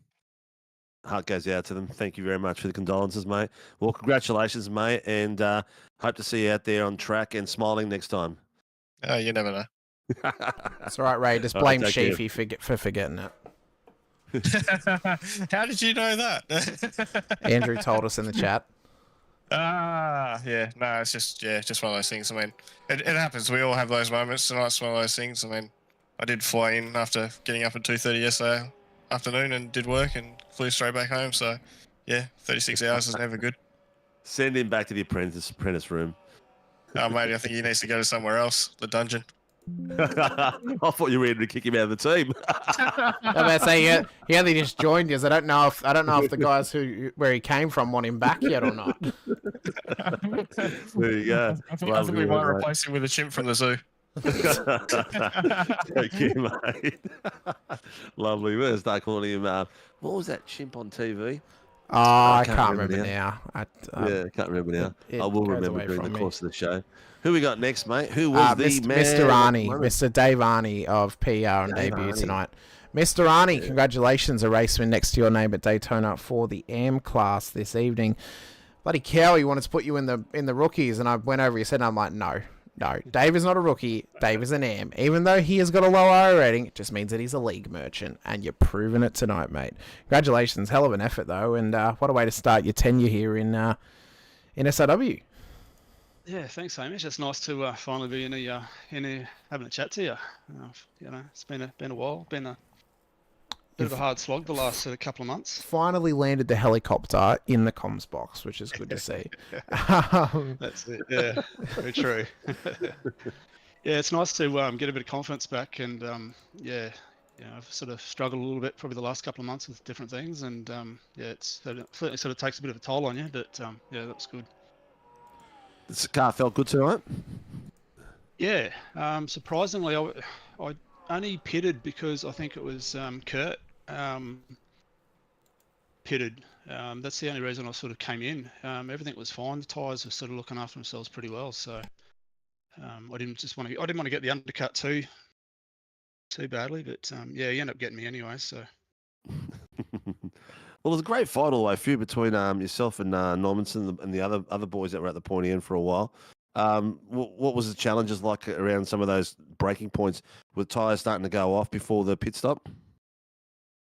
Yeah, going through the bus stop, that was that was sort of pretty hairy a couple of times. The sort of rears sort of started to sort of get a little bit loose on me. So, but yeah, everything else it didn't seem too bad. I think a couple of the corners, just having to just really be gentle on the accelerator. That was the main thing. So. It was. I'll tell you one thing that was pretty spectacular. That was the pit exit. How close you guys came out to each other. What was the adrenaline doing at that point? Oh, I was quite surprised to see Kurt in front of me. Yeah, it was a bit of a shock. But when we sort of went down to that corner two, I think it was, I sort of seen that he was still a little bit loose in the rear end. So I thought, yeah, that I sort of had the better tyres, so which was a bit of a positive. Yeah, especially here. Yeah, a bit of a key thing there. Well, mate, congratulations on a mega run. Good to see you up at the top step. Who supports you and the team, mate, and gets you out there? Yeah, just a bit of a shout out to all the guys and team at Pacific Esports Racing, Banksy and Robbie and Gal, all the boys. Lake Edge holiday units in Burra Lake, New South Wales. Major Garage. They also supplied us with some awesome setups. What else we got? One Shot Pest Management, Track Racer, 8 Rivers Photography, and our partner WNP Drinks. And just also this one for me is the Brett down at Hybrid Racing Simulations. Excellent, mate. Excellent. Well, congratulations, dude. Good to see you at the top step. Hope the rest of the season starts getting a bit better for you and see you up here more consistently. Yeah, thanks, mate. Looking forward to it, and thanks for the broadcast, and yeah, thanks to all the other drivers as well. No worries, Dave. Thank you. Cheers, buddy. Cheers, mate. Tyler, I forgot Sheaf. He forgets to make apexes too, apparently. Well, Sinker, that was a callback to the SFLs last week, mind you. But we're in now for Split 1, Sinker, where we get to see the quick boys have a crack. There has been a couple of reclassifications here in Split 1. Only 2. Andrew Rushworth has been dropped down to Pro-Am class, and Ben Brook has also been dropped down to Pro-Am class. Aside from that, no changes, I don't think. No changes. No. And it's a solid field for both. It is. Solid It field is. for both. It is. Looking very interesting. Very, very interesting. Daniel said it in the chat, up eating spots. Imagine if I wasn't used to the qualifying. You might have been on for a podium, Daniel. You had a great start in that race. Really took advantage of some of the carnage. So Very clean racing, mate. And that's what you got to do to get out there and get up the top steps. Very well done. Yeah, Sinker learnt from what not to do to come to that conclusion. I based all my life experiences on what not to do. I do it first, do it wrong, and then I know not to do it again. So why do you continue racing, Sinker? Well, do you see me in a car? Was that by choice? No, I'll get back in the rig one day, but I'm just not ready yet. I need to. I'm just really enjoying doing this stuff with you, Hamish, and with JP. I'm really having fun doing it, and I get to speak to the broader community, which is what I love doing. I've got a big mouth, and I like people to hear my voice. But you know, the racing part of it will come back. I've just got to re-fall in love with it, and to do that, I need to get a bit faster and practice. But you know, that is what it is. We make our choices. We do. But I think what we get to do as well is we get to experience some great racing as well from these drivers. Is quality, mind-blowing racing. True. Oh, huh? it is. What's gonna happen tonight with James Scott, War Boys, Billy Mole's looking really fast as well. So, you know, we've seen some epic races at this track with some really fast guys, and we know that the top 10 of these boys, the pointy-eared, the pros, they're all very close on pace, and it's going to be amazing how close they're going to be going around this track. So drivers are just pulling up and ending out their practice session. We'll be getting into qualifying shortly. Gretton with another fantastic chirp. He loves to just rock up and just... Hey, Greg. I mean, Pete. That's what my wife says. Pete has just found a world of his own, Sinker, where he rocks up randomly halfway through the show, chirps you, leaves. Like it's become a consistency now at this point. I mean, it's tough. Pete knows how much I love this out there. I've had the great pleasure of going away with Pete to Summer Nats, and we had some fun there, man. That was pretty good. A wild time that was. No, not too wild. Not wild as in partying, but work-wise, we worked bloody hard, and it was good fun. Oh, it should have. Quality's just finished. Practice is finished. Should have been both, Sinker. Should have been both, Sinker. Should have been partying and working hard. You know, party in the back, work in the front. You know. Oh, look, we did a bit of partying, but we couldn't party over the top, mate, because we were too tired most of the time. That sounds like rookie words to me, Sinker. It was just work, mate. It's a lot of work. Anyway, Qualies is on. The boys are coming out for some wild action, and let's go see how this pace goes out here. It's going to be crazy. I'm really, Hamish, looking forward to the battles on this track. So am I. Guys. Yeah, so am I. It was great for Split 2, obviously. The pace is that little bit closer in Split 2 for those smaller battle packs, but I think we're going to get some great battling nonetheless tonight. Split 1, though, especially this season, has been, I think we can both agree, a little bit messy at times at some circuits. We've seen some, I guess it's just a little bit more feistier, yeah. They've got a bit more. They've got a bit more ego and confidence about them to go for moves. It's whether they can pull them off now. I know we saw a miraculous and great podium last week from Jace Douglas. It was very emotional off the back of that too. He's had some tough moments over the last few years, especially health wise as well. But we've also, as good as that podium was for him, he still needs to really fine-tune that racecraft a little bit more, because then he's going to get podiums more and more week in and week out. It's the racecraft that has cost him a couple of times now, where he's either gotten a little bit overzealous or maybe a little bit too, I don't want to say heated, because it's not like he's heated, but maybe just takes it a little bit too far in terms of maybe learning when to back out of things sometimes. So I'm interested to see how well that plays out tonight for him, especially. And also, like what the guys can do in, Blake Urquhart and Dylan Gray. Of course, Dylan Gray recently joining that PR team, what he can do for them tonight. He's kind of been nowhere the last few weeks, so hopefully he has a better run tonight, obviously, as well. But he's settling in. He hasn't been on track for a while. Exactly. Yeah. But then, speaking of PR, what Ryan Mueller and what Billy Mole can do, between those guys. Of course, what Blake Warboys and James Scott can do as well. Ron Gallen continue his form. He did really he did real well. It was great to see. Back to title winning Gallen. That was pretty impressive. He was composed. He had a really good race. Also Lawford as well. Not so much on Sunday night, the week before, but on the Tuesday night he did really well again at the pointy end. Yep. Showing a bit of pace. So it's good to see him back out there. Mate, predictions. It's hard to go past Scott. It's hard to go past Scott. I mean, it's going to be down to look. There's a bit of fuel saving to be done here. A lot of draft in this track, so we know how good Warboys and that. So it could be down to pit strategy. This may come down to less of that elbows out fighting that we saw in Split 2, and it might come down more so to teammates working together to save fuel. So this may actually be. So I hope the viewers are prepared for themselves, because you may actually see a completely different style of race in Split 1 where it's more strategy based. I think definitely strategies are going to come involved tonight. Yeah. As Mr. Sinkovic has just blinked again for a moment there. He should be back though very shortly. Lawford though is coming around to finish off his lap time here in qualifying. Oh, you're back, Sinker?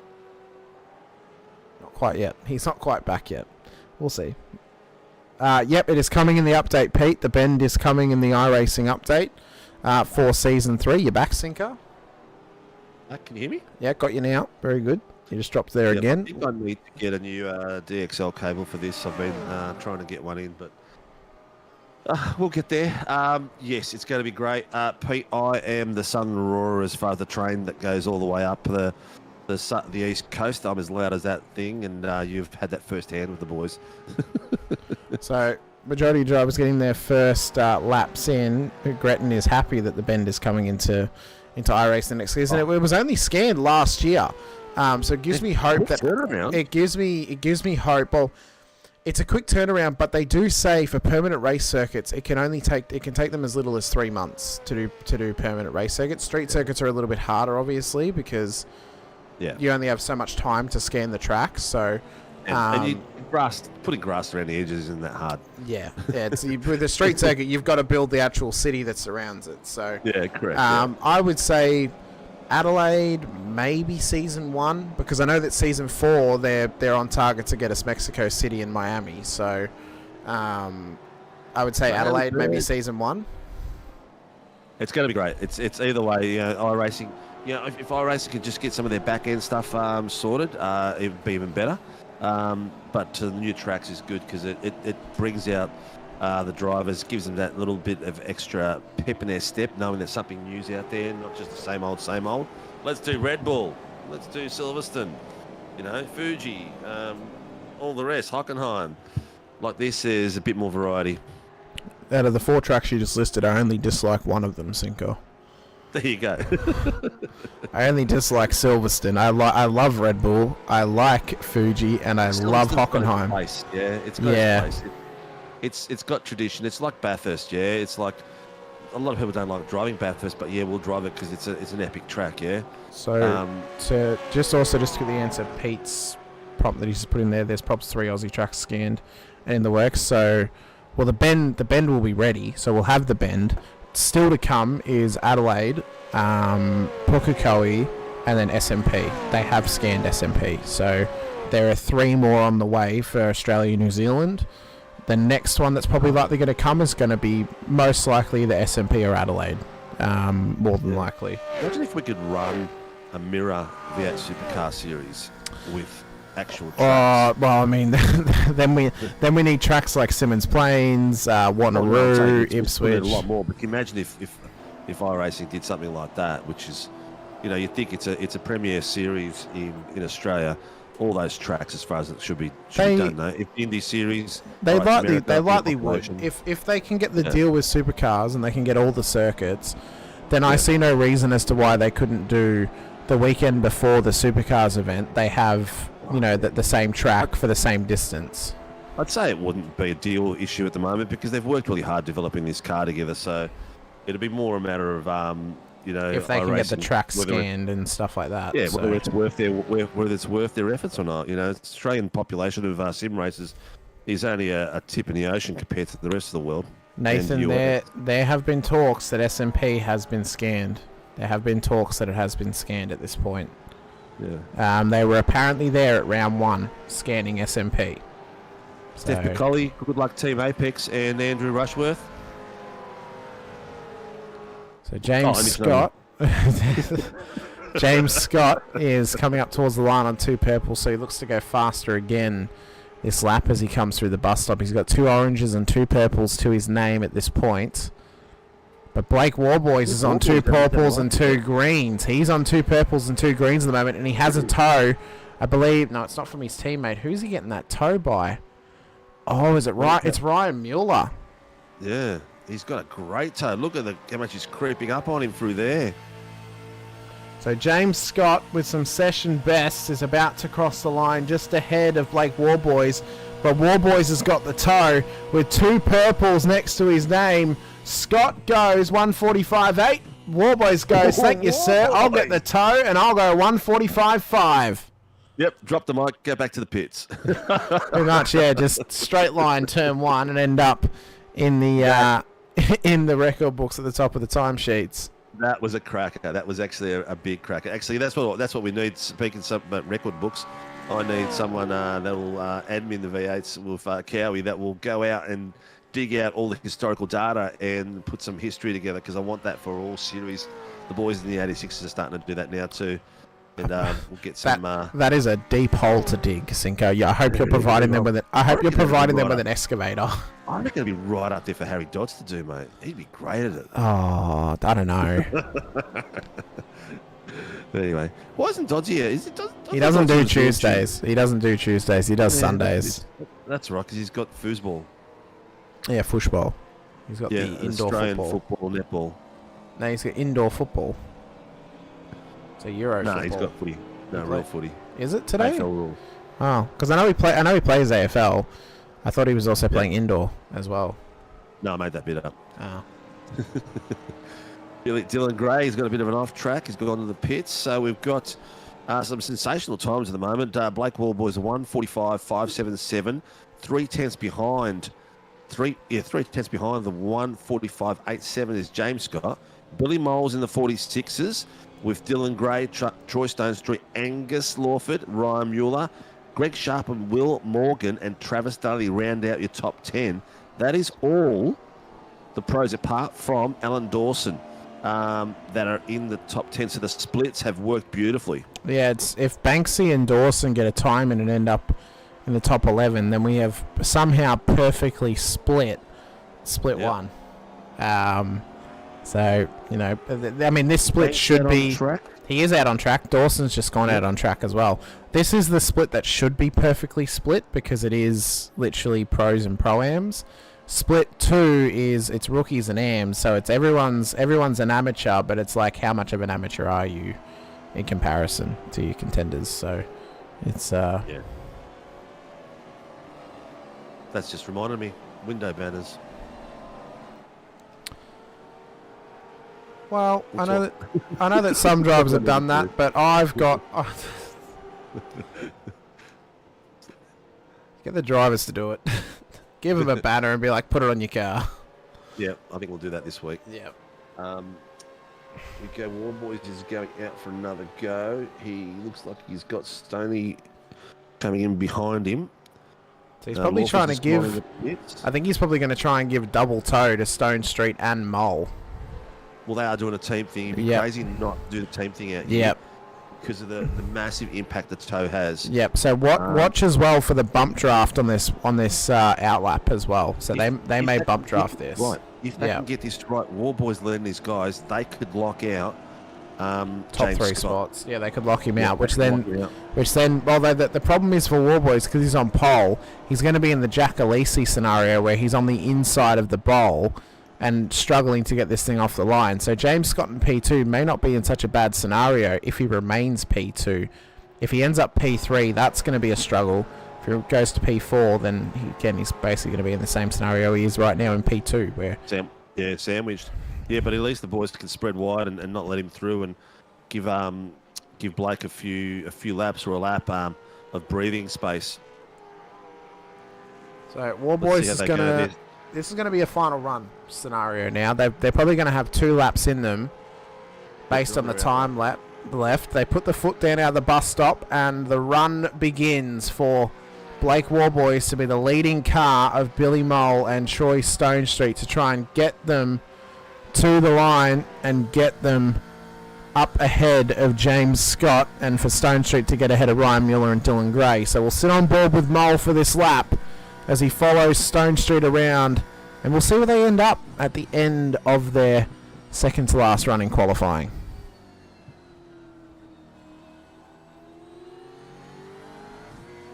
That was good through turn 1. They did well, nice and clean, nice and smooth through there. Next probably challenges for them, Cinco, right here at 4, which they look good, and then now down towards turn 6 after the kink as well. If they can keep it clean through 6 and then keep the wiggle out of it at 7, they could be on here for a solid lap.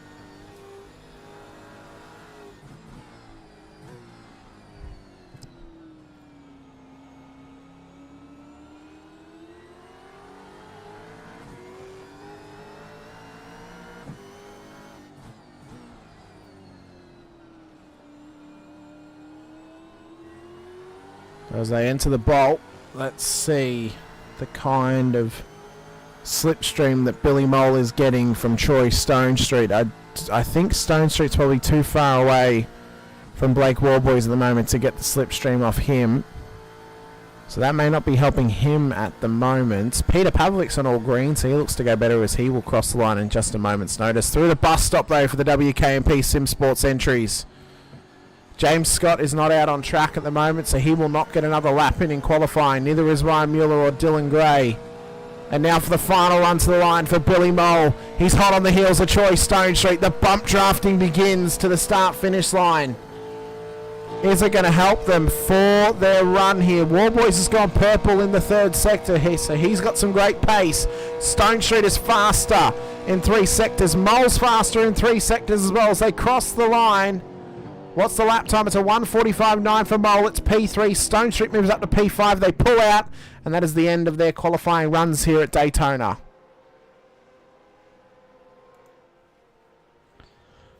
So Greg Sharp, little bit out of sync to his teammates. Lawford back in P7. Morgan in P9 as well.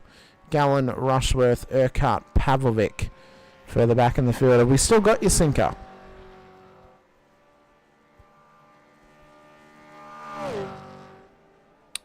I'm going to assume that Sinker's microphone is has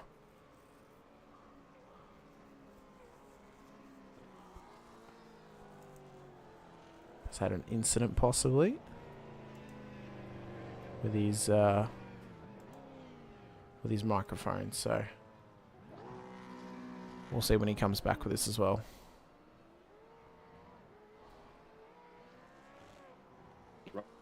Oh, you're back again, Sinker. Hey, well, I've got to replace it this week. The cable has been something's happened with it, so yeah. But we're here, we're there. The poor old Mueller's the pelican in the sandwich here between Stoney and Mole. Dylan Gray, Angus Lawford, Sharp, Morgan. Banksy got himself in the top 10 as well. Alan Dawson just made it into the top 13, but we've got Travis Daly and Jason Douglas. John Gallen, top 3 of the Pro-Ams. This is going to be interesting. It will indeed. So qualifying comes to an end. Blake Urquhart, I think, is the final driver out there, attempting a lap at the moment. I think he's just trying to keep everyone else on edge. Yes, Laura. The cable I've got to get. It's the mic is sensational. It's just the 3.0 whatever little mini USB plug is playing up.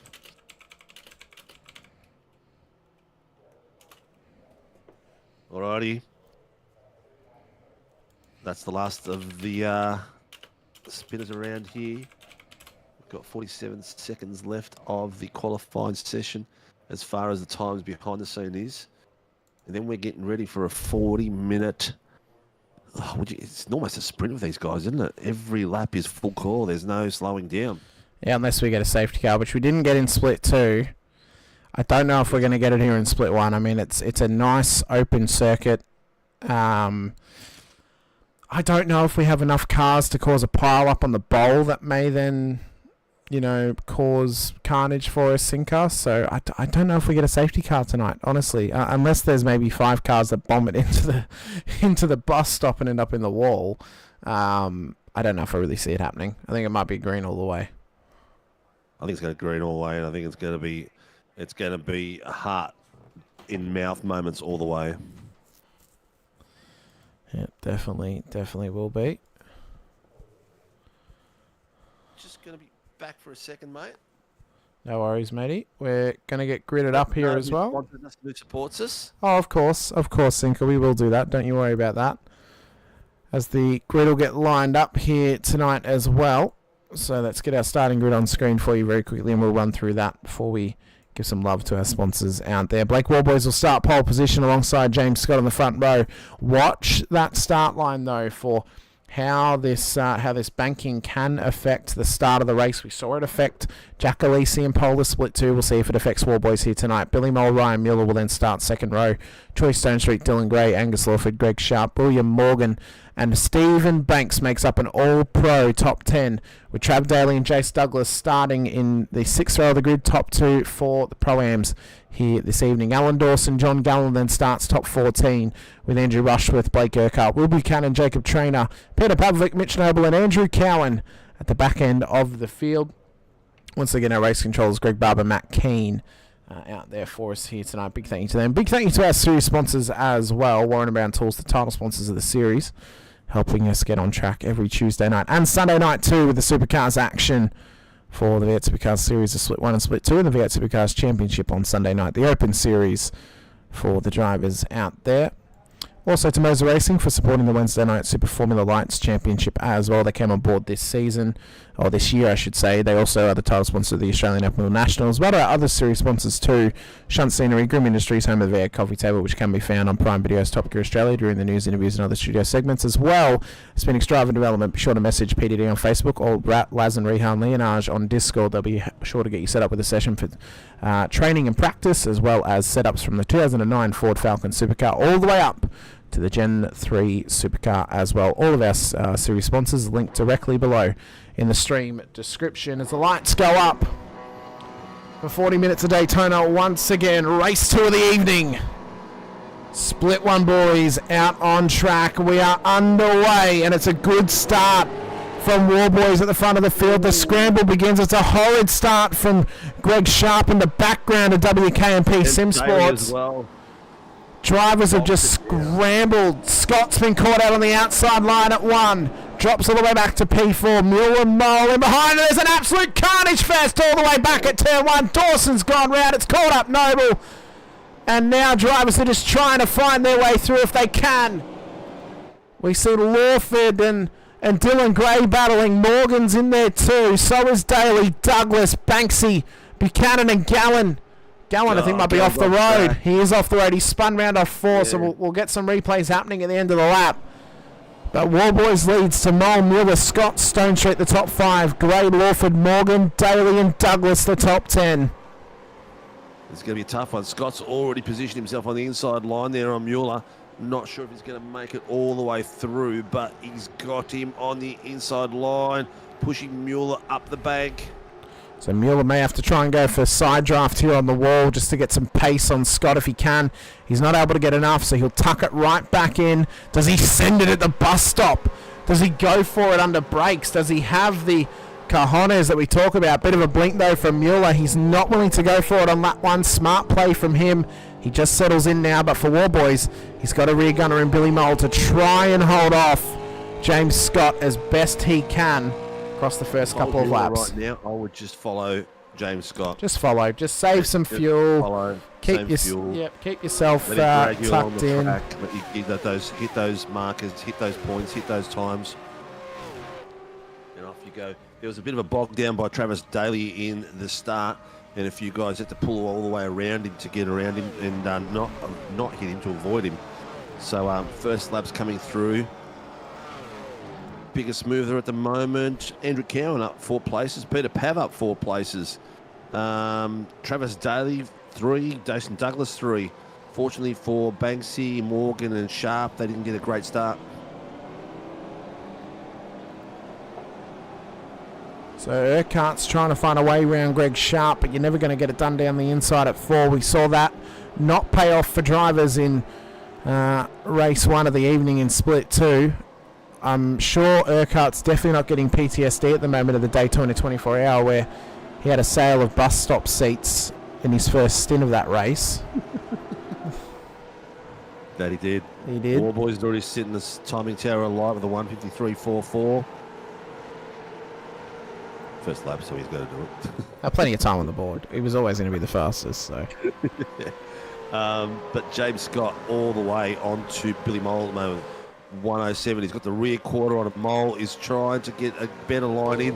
I think he's gone a little bit too wide there. He unsettled him. He gave him a little nudge. That unsettled Mole, and now Scott sneaks on past. He should have stayed where he was, because you got in that situation, you got to make the guys passing work. There, he just pulled out of the way. He pulled out of the draft. The side draft's still there, and he just gave James the correct line through. So a little bit of an error there by Billy Mole. That's just a learning experience, I think. Well, it could still work in their favour later in the race. Mole will be able to fuel save now that he's behind Scott, but how long can he hold on to the back of him? We'll see how powerful the toe is here tonight. Gallen's been in the absolute wars already here off this race start. So let's have a quick look at some of the action that happened. Lead boys down the back. Angus Lawford's got Jason Douglas and Dylan Gray and Travis Daly all behind him. Bit of a cork in the bottle at the moment. Let's watch this down at turn 1. So this was Dawson. So there was a bit of a nudge there from Gallen onto. He had the front of Banksy just cut across his nose, and then he's been turned around. Oh, that car on the inside. Who's that rotating?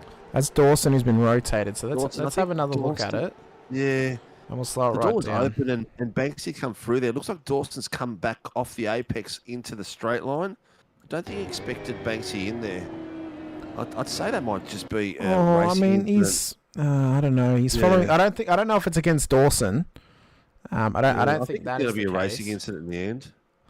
Quite possibly. So, and then he's come through, and then there's just an apex car on his inside of Andrew Rushworth. So.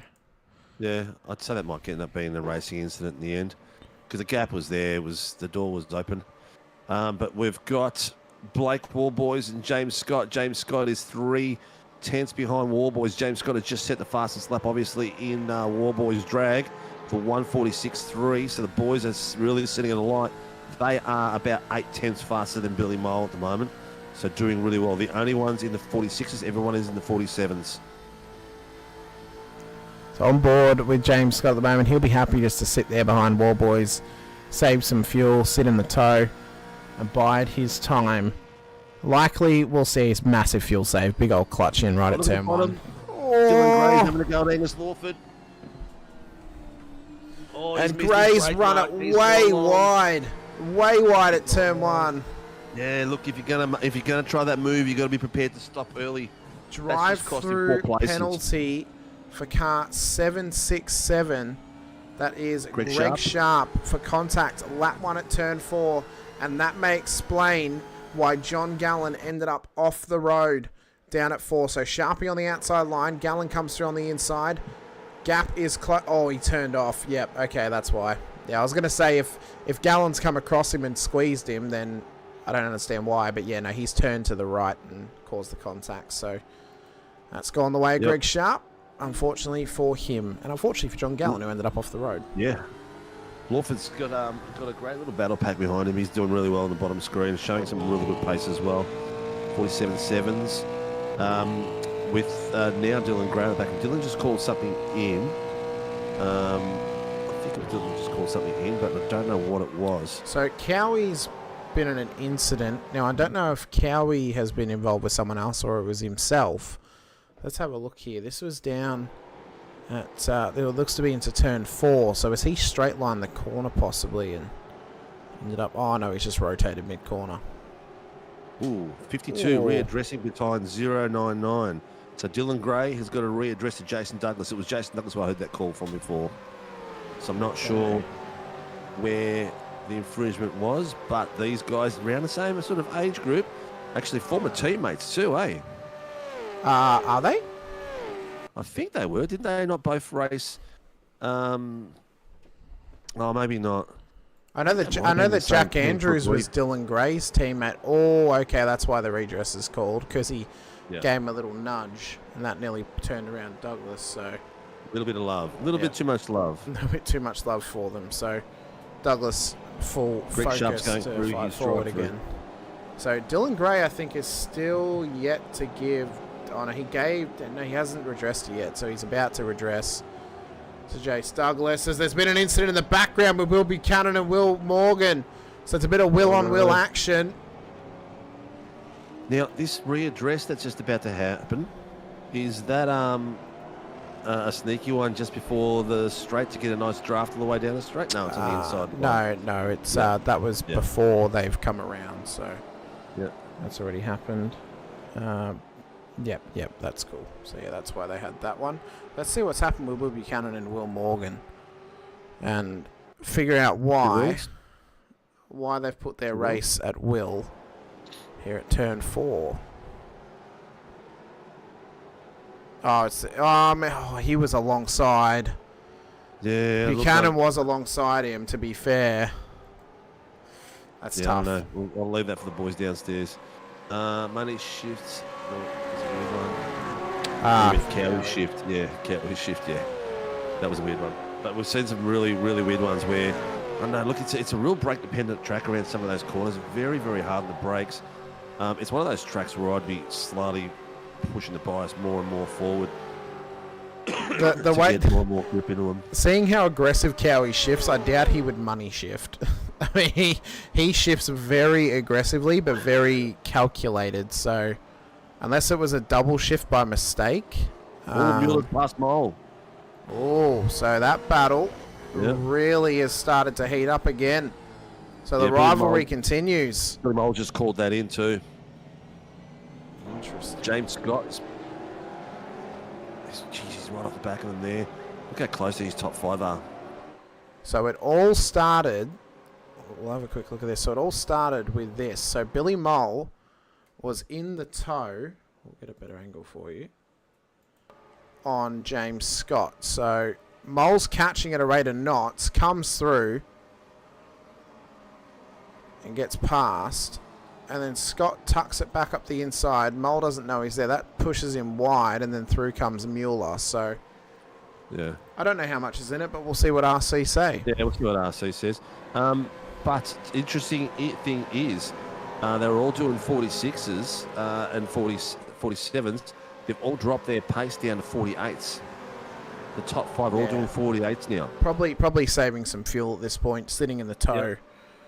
Yep. And biding their time to the pit stop as well, I would say. So that is likely the plan of attack for these drivers here this evening. As Warboys leads the way to James Scott. Mueller has got Mole and Stone Street on the back of him. Barbs is over the radio. Yep, 088 car 12 incident, no further action. Okay, yeah. Didn't really look fine. It was fine. No. He was alongside he had him. a lot of overlap on the inside of him there, so there wasn't really much you could do with it. Yeah, I mean, he didn't end up spinning. He kept going. He was still green, so fair play. It's like my dad always used to say on the soccer field, oh, let the boys play, let the boys play. Well, it's like, we see supercars drivers nowadays go door to door and someone gets knocked off track, mate, and the RC doesn't even give a penalty. It's like, well... No, it's the... half the time I wonder if the RC have got white canes in the V8 supercars at the moment and feeling their way through the rule book, because some of the door bagging that goes on is atrocious. Well, you see people like, I think it was Simmons Plains, Di Pasquale just got forced off the road last year. No penalty, nothing. Just, oh, no, keep going. It's fine. Yeah. He got knocked off track from someone diving him. It's okay. There's no penalty for that, surely. Like, come on. Yeah. The Bendix brakes were part of his door.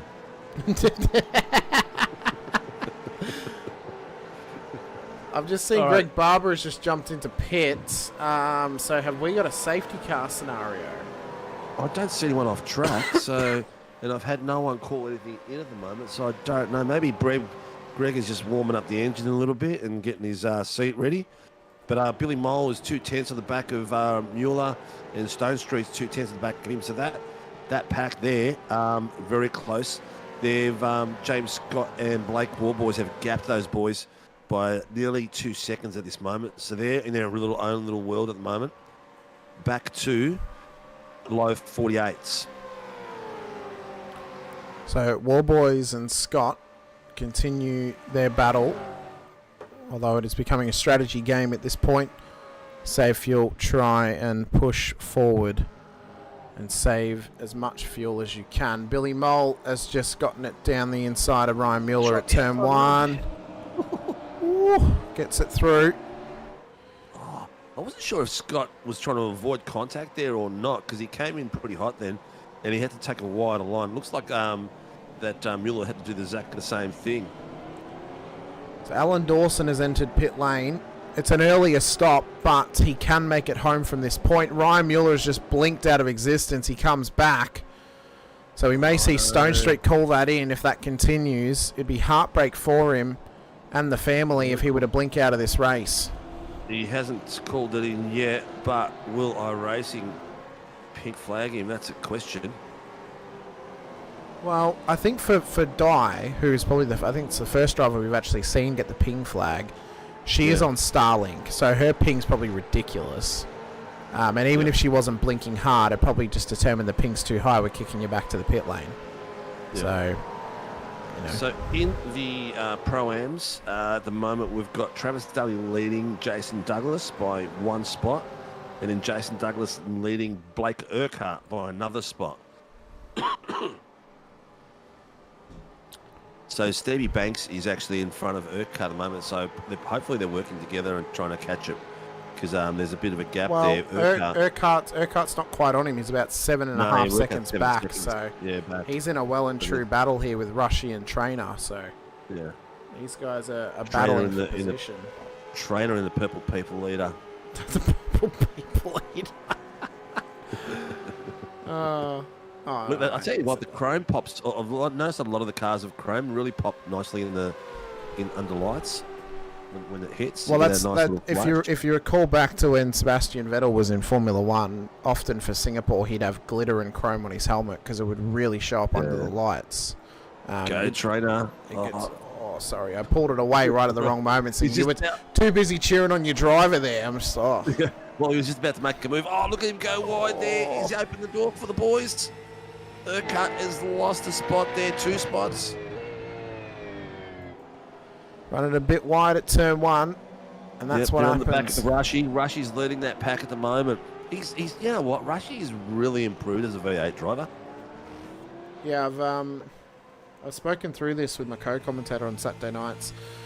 Rushy has really gelled with this Gen 3 car. There is something about this Gen 3 car over the last 2 seasons. Rushy has just risen. He has really worked hard, and I don't know if he just really clicks with this car compared to the Gen 2 or if this has been a long time coming, but he has really fought his way forward to contend not just for podiums but for race wins week in and week out. He is up there, and he's getting better and better, and he's going to get faster and faster.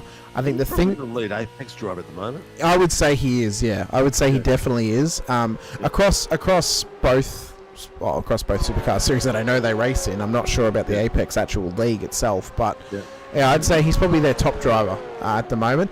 That probably what they need is maybe a driver at the next level above them. You know, maybe someone who is split one of Scops or split one of Vets or split one in the pro class here, just to give someone that they can not only learn off but can help pull them up a little bit further.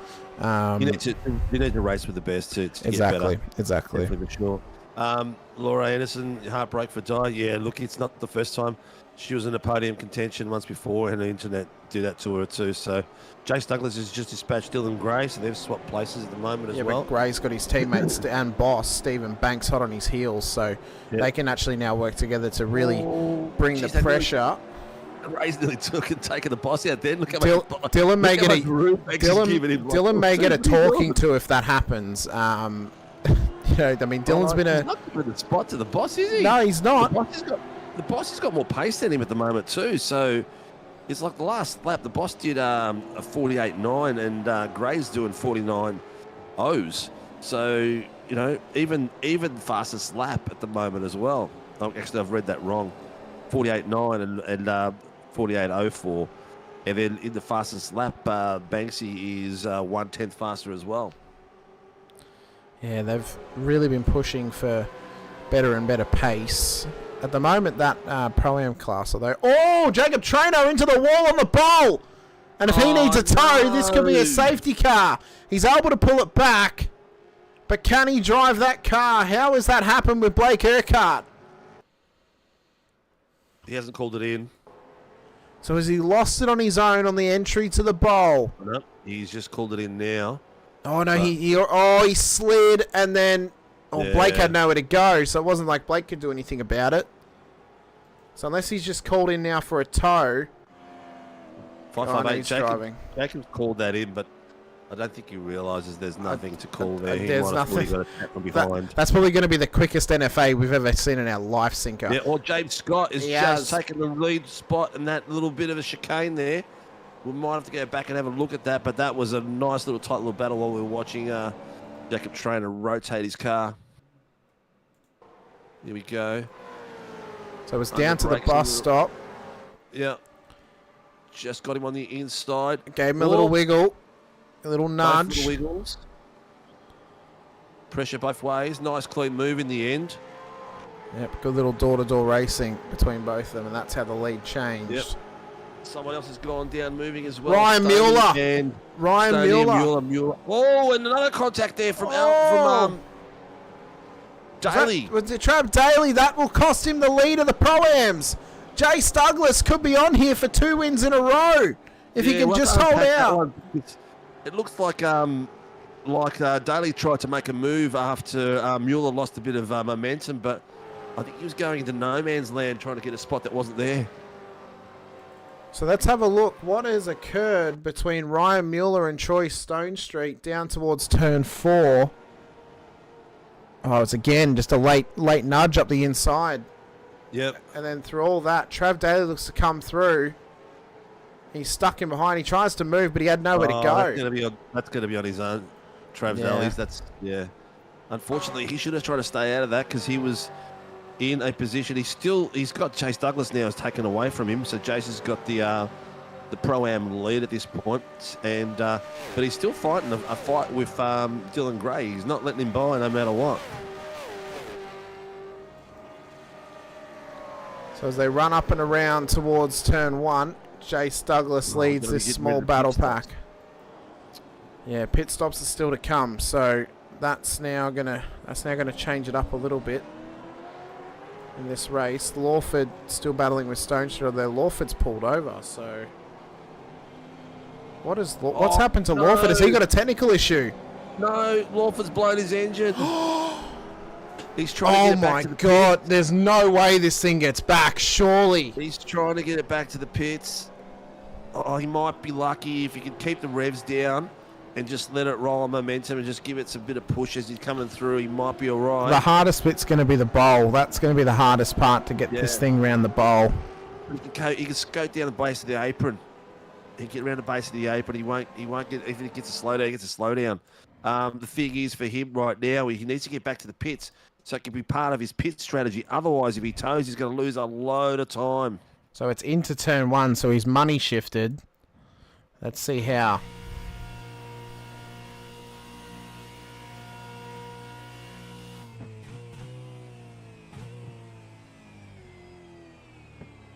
He's keeping momentum.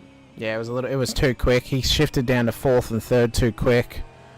Yeah, it looks like he's going to make it. He's got enough in there to keep it rolling.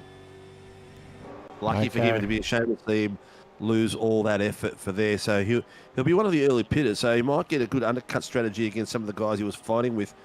But at the moment, our biggest mover. Here we go.